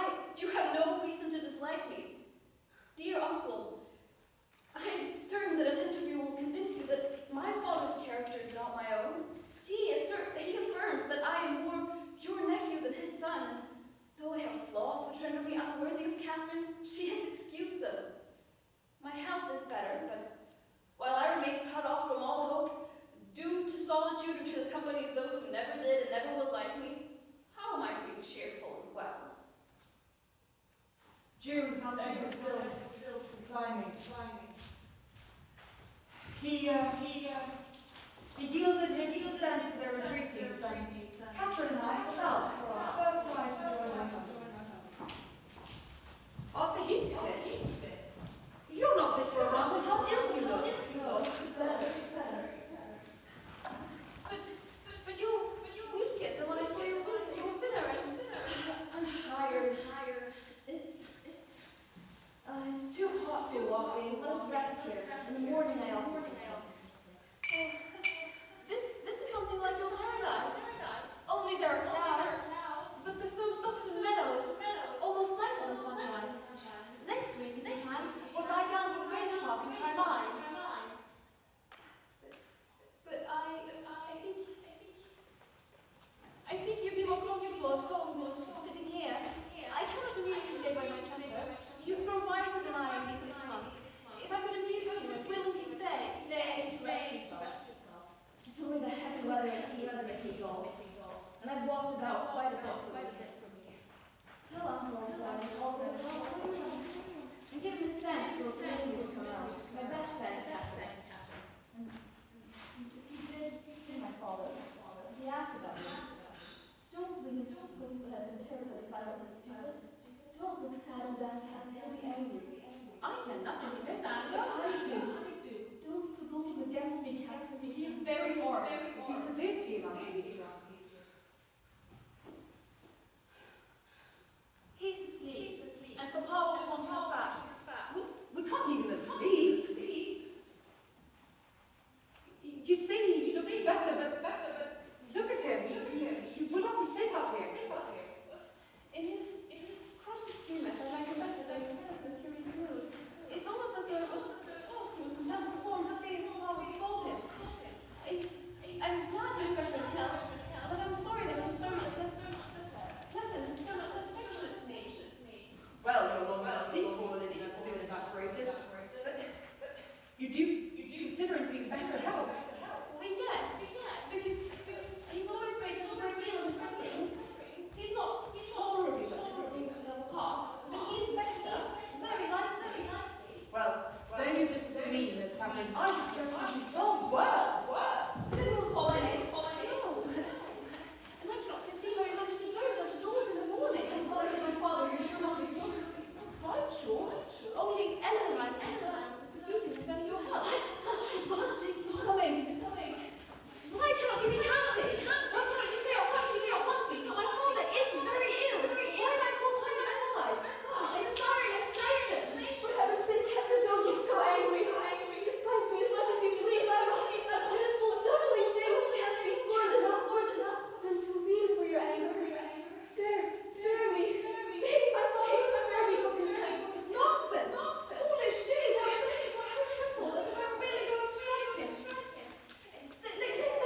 Get off my feet! If I pitied you for crying, you would never have reckoned his arms off if you do it. I'm ashamed too. Dare not tell you. Leave me and I can be killed. My life is in your hands. And you've said that you love me. Perhaps you will consent and you let me die with you.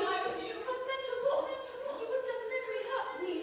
You wouldn't let anyone injure me if you didn't want it. So my father threatened me and I dread him. I dare not tell. Master King, not. I did give him some lessons, snibbling. Is he pretty lively, Lund, generally? Lively? Instead of rattling on the house with his husband, he ought to be in bed under the hands of a doctor. He will be in a day or two, but fast. Get up, Linton, don't roll on the ground there. Up this moment. Damn! Get up, come on, No, Father, I've done as you wish, I'm sure. Catherine will tell you that I've been cheerful. Keep on, Catherine, give me your hand. Take mine and stand on your feet. That. Now she'll shoot. You'd think I was the devil itself, excited so horrorously. Be so kind. Walk over, will you? But I cannot go to Wuthering Heights. Papa's forbidden it. I'm not to be emptied on house without you. Silence! You respect Catherine's filial scruples. Nelly, you take her. You take care. And I'll follow your advice in having the doctor. Without delay, house is not stricken to play. Neither mind to be hospital today. I'm by myself. Periton is gone with them, Catherine. Joseph and Sarah are off.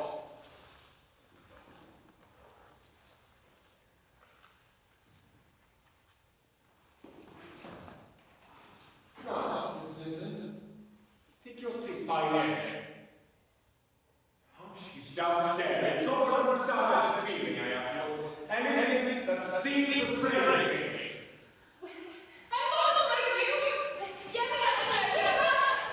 Now, Miss Linden, stand up, so I do not know you. Now, Mrs. Dean, very right.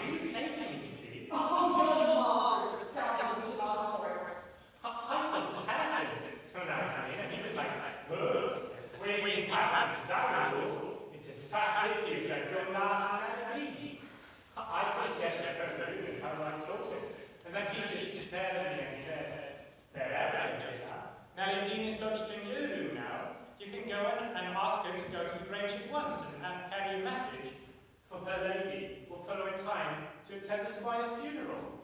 Edward is dead. He's dead. Zilla! Zilla! He isn't dead. Did you come and say to my last never died? Is Mr. Heathcliff out? He's in the court. Uncle is dying at last. I'm glad, for I should be master of the Grange now.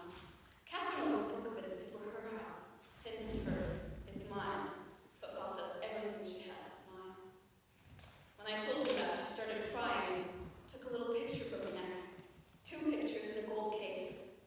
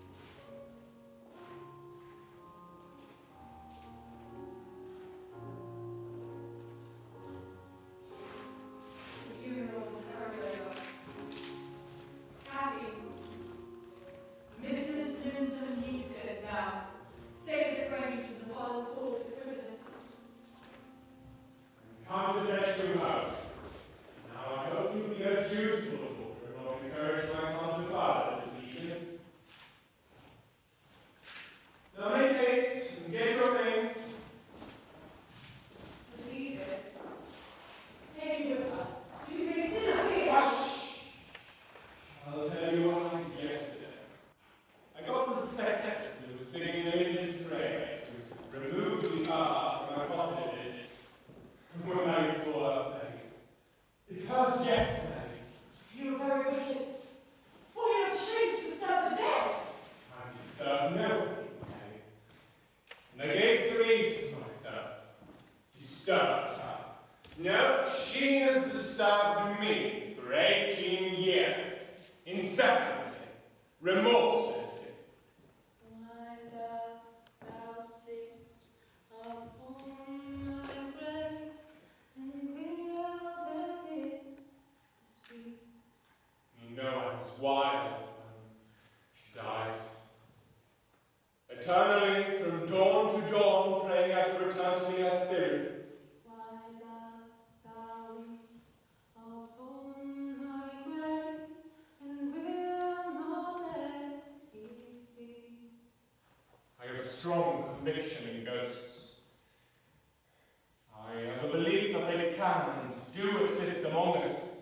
My breast is as cold as lead, my breath is earthly strong.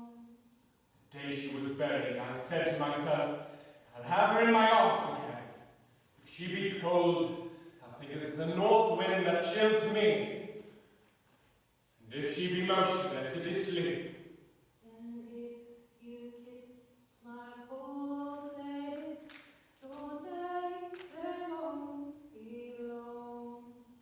I got a spade from the tool shed, and I started to delve with all my might. There was a sign, close by my ear. How often yawns a great sweetheart where we were wont to walk?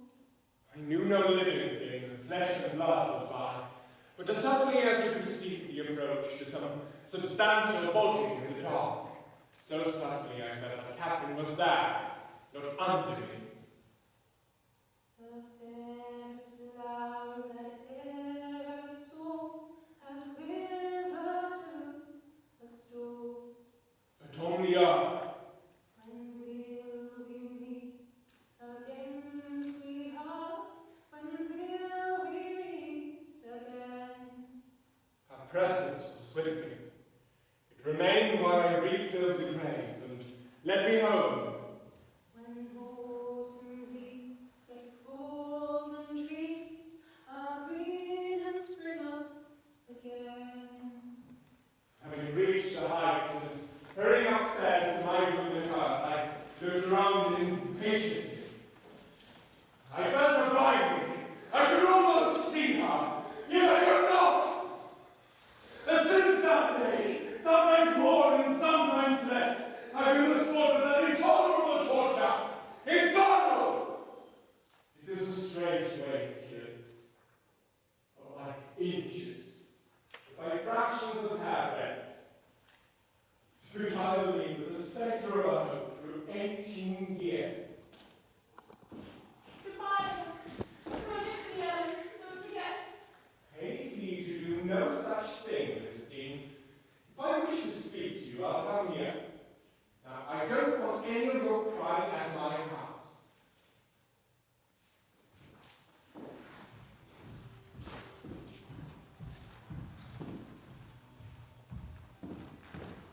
I have paid visit to Heights, but I have not seen her since she left. I had a long talk with Scylla 6 weeks ago, before you came. The first thing Mrs. Linton did on her arrival at the Heights was run straight upstairs to Linton's room without even wishing to leave either me or Justin. The next morning, when she entered the house, when the master was still at breakfast, she asked if a doctor could be sent, because he was very ill.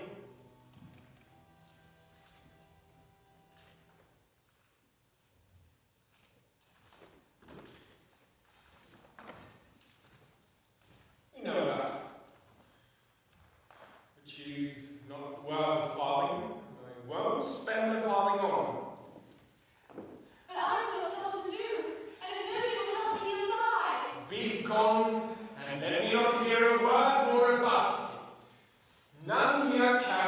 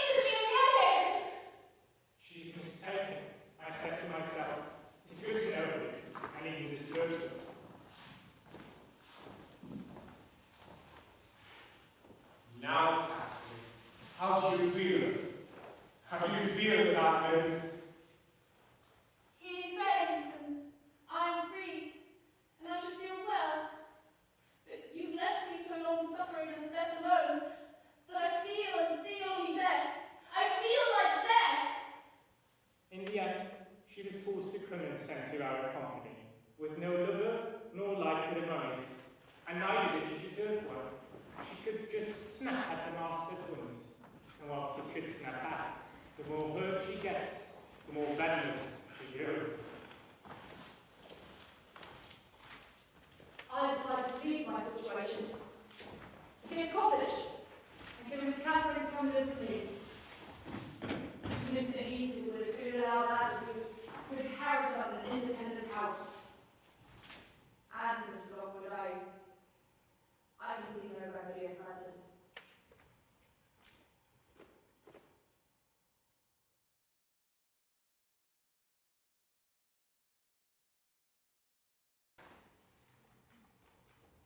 Yesterday was bright, calm and frosty.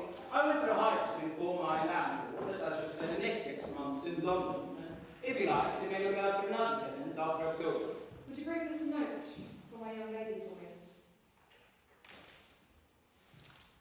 The front door stood open, but the jealous gate was fastened. That fellow is as handsome as rustic as need to be seen. Is Mr. Heathcliff within? No, but he'll be in at dinner time. It's 11 o'clock. I shall be in and wait for him.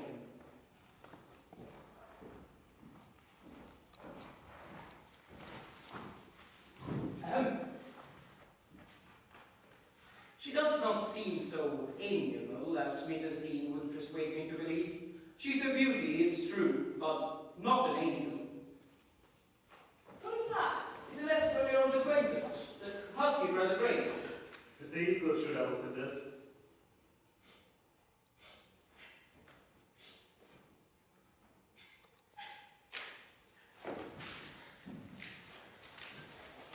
Mrs. Heathcliff, you are not aware that I am an acquaintance of yours. My housekeeper never varies, talking about and praising you. She'd be greatly disappointed if I return with no news of or from you. Does Ellen like you? Yes, very well. Then you must tell her that I would answer her letter. But I've no material to writing, not even a book from which I might tear a page. No books? How you can try to live here without them? I'm frankly the very god at the Grange. Take my books away and I shall be desperate. Mr. Heathcliff never reads, and so I took it into his head to destroy my books. I've not seen a glimpse of one for weeks. Once, Harrington, I came upon a secret stack in your rooms. Some Greek and Latin, some tales of poetry, all old friends. You've gathered them as a magpie gathers silver spoons, all for the love of stealing. They're of no use to you. Perhaps it was your enemy, Counsel Mr. Heathcliff, to rob me of my treasures, but I've them printed in my heart and written in my brain, and you cannot deprive me of those. Now, Mr. Harrington is desirous of increasing his amount of knowledge. He's not envious, but emulous of your attainments. He'll be a clever scholar in a few years. And he wants me to turn into a dunce meanwhile. Yes, I've heard him, trying to read and spell for himself, and pretty blunders he makes. I've heard you turning on the dictionary, trying to seek out the difficult words, and there's cursing because you cannot read their explanations. But Mrs. Heathcliff, we had each had a commencement, and each stumbled and tottered on the threshold. Had our teachers scorned instead of aiding us, we should stumble and totter yet. Still, he's no right to appropriate what is mine and make it ridiculous with his vile mistakes and mispronunciations. He selected my favourite pieces that I love the most to repeat, as out of deliberate malice. There! And I don't want to hear or read or think of them again! I don't want them now, I should make them with you and hate them. Yes, that is all the use of Brutus you can have for them. What's to do now, my lad? Not.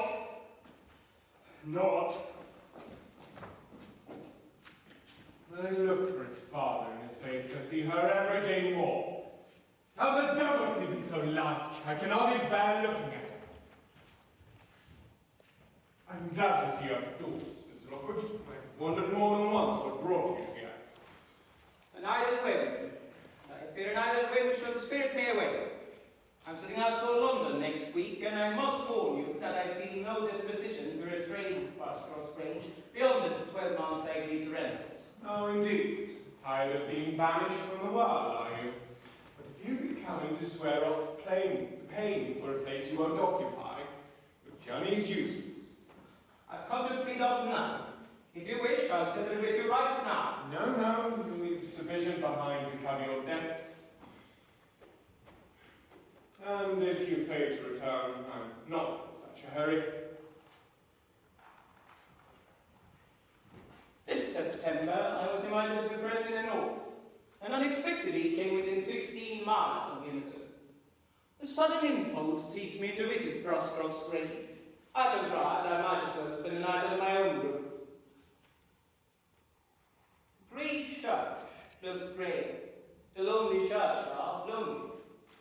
A distinguished motion throbbing the turf on the graves. The weather was warm and sweet. In winter, nothing more dreary. In summer, nothing more divine than those glens shut in by the hills, and those bluff, bold swells of heath. I reached the Grange before sunset. Is Mrs. Dean with him? Mrs. Dean? No, she doesn't mind him. She's a light. Are you the housekeeper then? That's the house. Well, I'm Mr. Lockwood, the master. Do you have any rooms to lodge me, I wonder? I wish to stay all night. The master, just a second. What? Decomposed. I shall go out for a walk. In the meantime, you try to prepare a small corner for me to sup in and a room to sleep. All that remained of day was a beamless amber light along the west. Yet I could distinguish every pebble on the path, every blade of grass by that splendid moon. And I noticed another by aid of my nostrils. The fragrance of stocks and wallflowers wafted on the air from among the homely fruit trees. Both doors and places stood open. Yet, as is usually the case in the coal district, a fine red fire illuminated the chimney. Contrary. For the third time you dance, I won't tell you again. Get it right or I shall pull your hair. Contrary, then. Now, kissing for my consoler. No. Read it over again first, correctly, without a single mistake. Mary, Mary, quite contrary, how does your garden grow?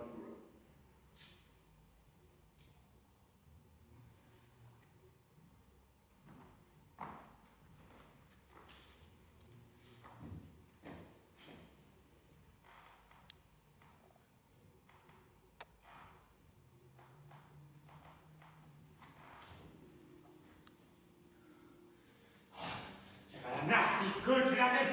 I choose another one. Oh, that will be just continued. Oh, Joseph, read your Bible like a Christian and never mind me. Why, bless you, Mr. Lockwood. Oh, shut up, Frostcross Grange. You should have given us notice. I depart again tomorrow. Well, step in, pray. I've come to settle my business with your master. What business, sir? The master's house is present, and won't be back soon. About the rent. Oh, then it's with Mrs. Heathcliff you must settle, rather than with me. She's not learned to manage her affairs yet, and I act for her. Ah, you've not heard of Mr. Heathcliff's death, then, I gather. Mr. Heathcliff? Dead? How long ago? 3 months since. But sit down and I'll tell you all about it. You sit down. I never dreamt of him dying. He had a very queer end. I was summoned to Wuthering Heights within a fortnight of you leaving us. He only told me he wanted me and he was tired of seeing Catherine. I smuggled over a great number of books which had formed her amusement at the Grange, and I convinced myself we'd get on in tolerable comfort. That delusion did not last long. Catherine was not allowed to go past the garden. I was forced to quit her frequently, and she did complain of loneliness. She preferred quarrelling with Joseph in the kitchen to sitting at peace in her solitude. Now, I did not mind their skirmishes, but Harriton was forced to seek the kitchen also, and while in the beginning she left it at his approach, she changed her behaviour and became incapable of letting him alone, talking at him, complaining about his idleness and stupidity, and expressing her wonder how he could endure the life he lived, how he could sit a whole evening in front of the fire and dozing. He's just like a dog, is he not, Helen? Or a cartoon. He does his work,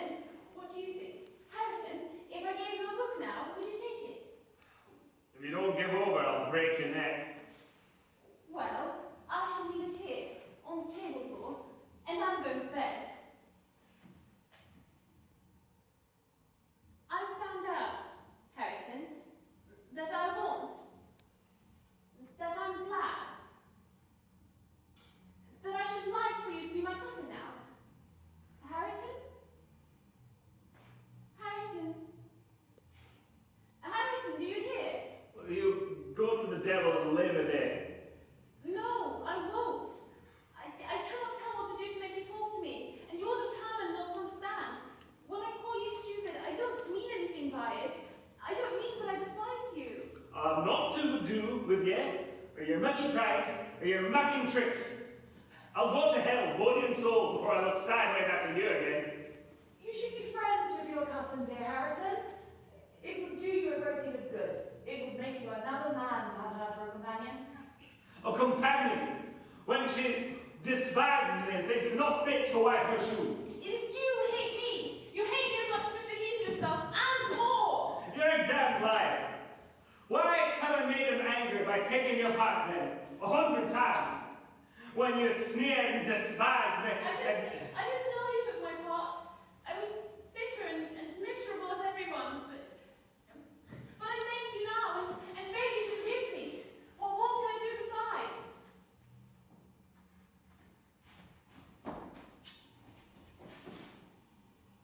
Well, what was I supposed to do, Ellen? He wouldn't shake my hand and he wouldn't look. I had to show him somewhere that I like him, that I want us to be friends. Ellen, take this to one Mr. Earnshaw and tell him that should he accept it, I will come and teach him to read it right, and should he refuse, I shall never tease him again.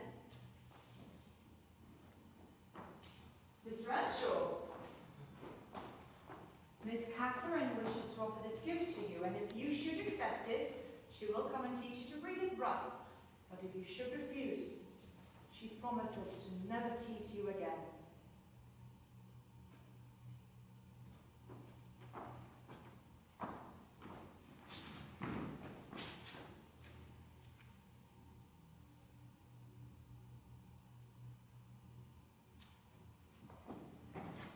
Say you forgive me, Harrington. Do.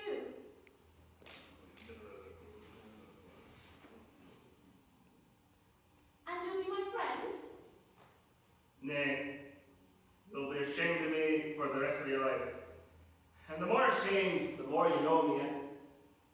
I cannot hide it. So you won't be my friend?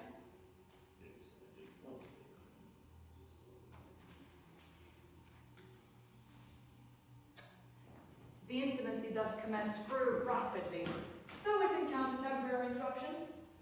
Harrington Earnshaw was not to be civilized with a wish, and my young lady was no philosopher, nor a paragon of virtue or patience. But both with their minds tending to the same point, one loving and desiring to esteem, the other loving and desiring to be esteemed, they contrived to learn to reach it. The following evening we had dinner with Mr. Heathcliff, and I presently saw that Catherine would have no more discretion in her friendship than she had had in her hostility.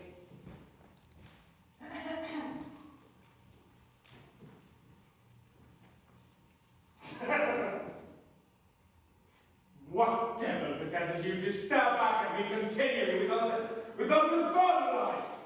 Down with them! This is my fault. What do you say?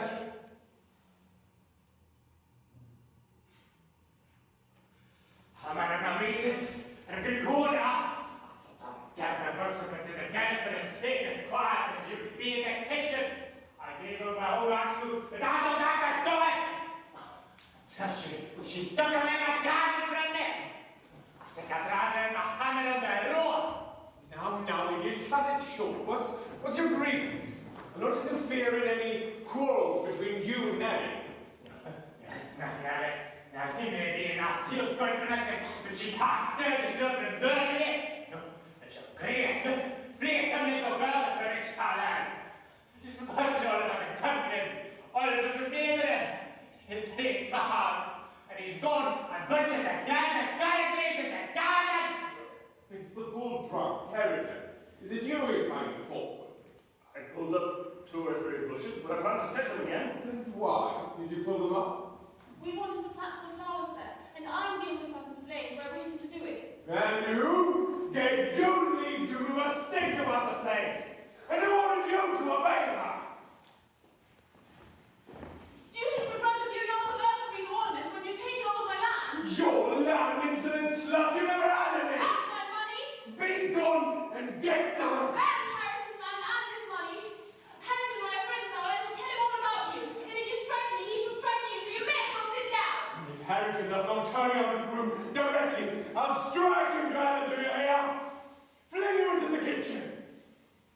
I'll kill her, Nelly Dean, if you ever let her into my sight again. Please, go. Drive her away! Are you staying to talk? He won't remain anymore, you wicked! I will not hear you speak to him that way. Will you won't let him strike me? No, you go! Accursed witch! I'll make you repentant forever! Perhaps you have never remarked that their eyes are precisely similar, and they are those of Catherine Earnshaw. The present Catherine has no other likeness to her. With Hareton, the resemblance is carried further. It is singular at times, and then it was particularly striking. Learn to never put me in a passion again, or I really shall murder you sometime. Nelly, take her and leave me! All of you! Leave her!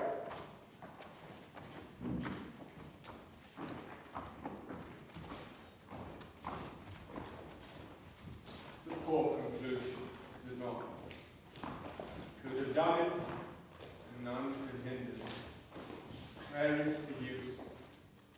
I've lost the faculty of enjoying my distraction. Nelly, there is a strange change approaching. I'm in its shadow at present. I take so little interest in my daily life that I hardly remember to eat or drink. Those two who have left us, the only objects that retain a distinct material appearance to me. Earnestly wish you were invisible.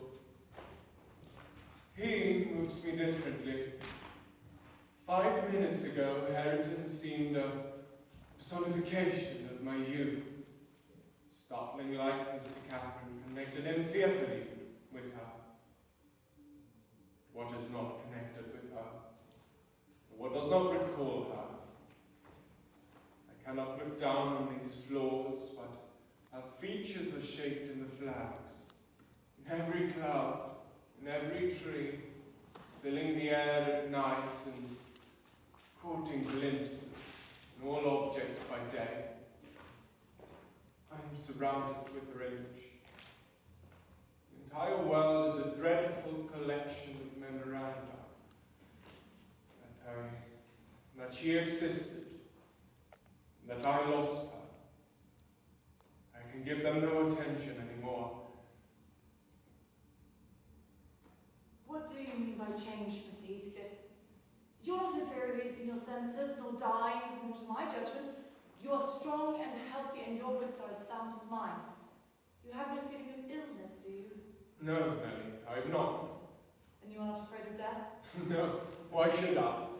With my hearty constitution and temperate mode of living and unperilous occupations, I ought to and probably shall remain above ground till there's scarcely a black hair in my head.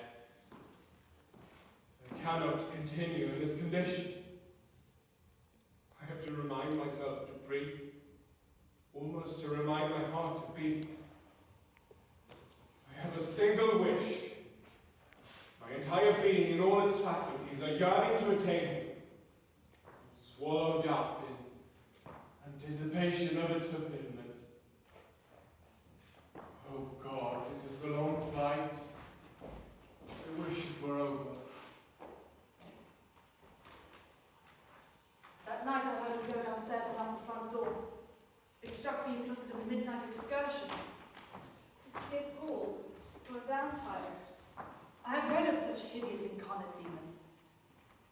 But then I set myself to reflect how I tended him in infancy, and watched him grow to youth, and followed him almost through his whole course.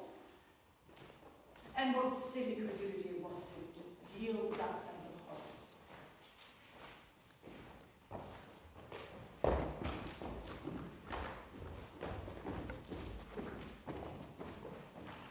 Where did he come from? A good man harbored to his bane? I did not hear him return that night, and in the morning I found he was still away. After breakfast, Catherine insisted I take a chair and put it out into the fir trees in the yard. It was April then, and the weather was warm and sweet. The grass as green as sun and showers could make it, and the dwarf apple trees in the garden in full bloom. Catherine beguiled Hareton, set her little garden, which was shifted to that corner by the influence of Joseph's complaints. You wanting some breakfast, sir? You must be hungry after running about all night. No, I'm not hungry. I don't think it's wise to be out of doors when I should be in bed. It's not wise. I dare say you'll catch a bad cold or a fever. I've neither cold nor fever, and I'm ready to do justice to the food you give me.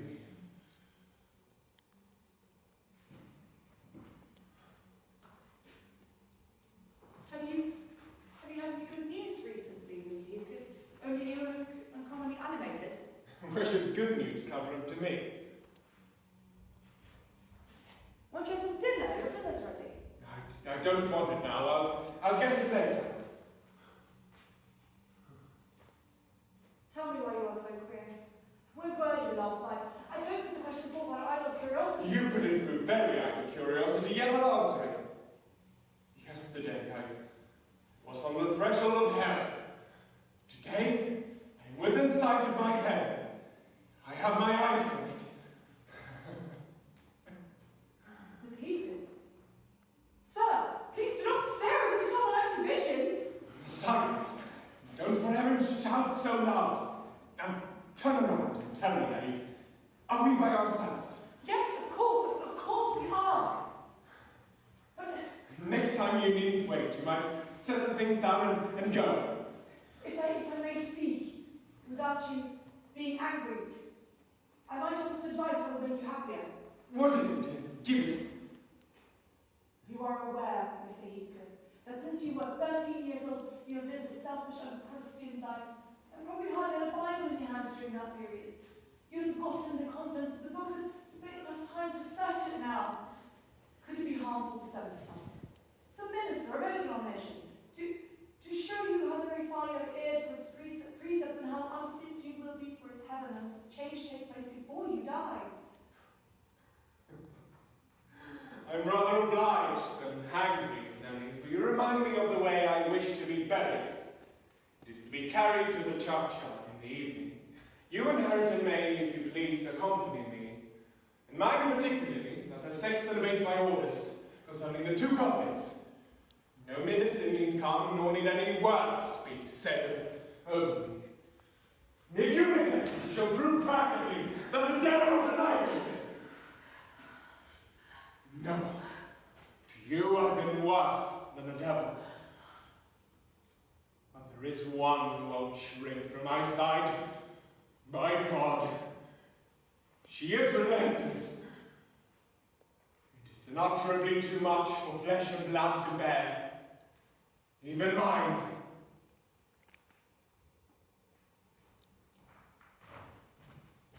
The following evening it poured down till day dawned.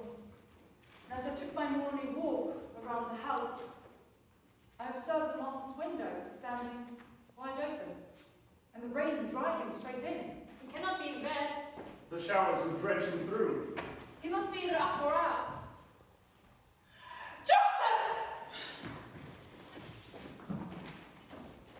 Devils can't believe his soul, and it's putting me well be able to bargain for old past ten. Such a wicked one he looks, gurning at death.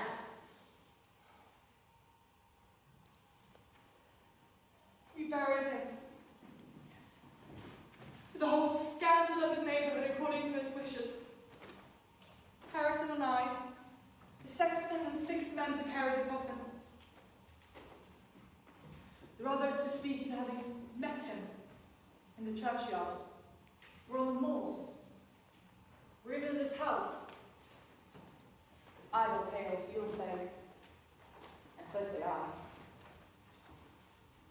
I was walking to the Grange one night, a dark night threatening thunder, and I encountered a small boy with a sheep and 2 lambs. The boy was crying terribly, and the lambs were skittish and would not be led. What's wrong, my little man? It's Heathcliff and a woman yonder, until now when I daren't pass him. Neither he nor the sheep would go on, so I bid him take the path lower down. He must have wasted the phantoms from thinking as he traversed the moors alone, the nonsense he had heard his parents and companions repeating. Still, I don't like being in the dark now. And I do not like being left alone in this grim house. I cannot help it. I shall be glad when they leave it and shift to the Grange. They're going to the Grange, then? Yes, as soon as they are married, which will be on New Year's Day. Who will live here, then? Joseph will take care of the house, with perhaps a lad to keep him company. They'll live in the kitchen. The rest will be shut up. For the use of such a ghost to choose to inhabit it? No, Mr. Lockwood. I believe the dead are at peace. They are afraid of nothing. Together with brave Satan as all his legions. I felt irresistibly compelled to escape them again. My walk home was claimed for my aversion to the direction of the church, where, beneath its walls, I perceived that decay had made progress even in 7 months. I sought and soon discovered 3 headstones on the slope next to the moor. One middle one, grey and half buried in the heath. Edgar Linton's only harmonized by the turf and grass creeping up its foot. Heathcliff's still bare. I lingered round them under that benign sky, watched the moths fluttering on the heath and hairpins, listened to the wind blow through the soft grass, and wondered how anyone could ever imagine an unquiet slumber for the sleepers in that quiet earth.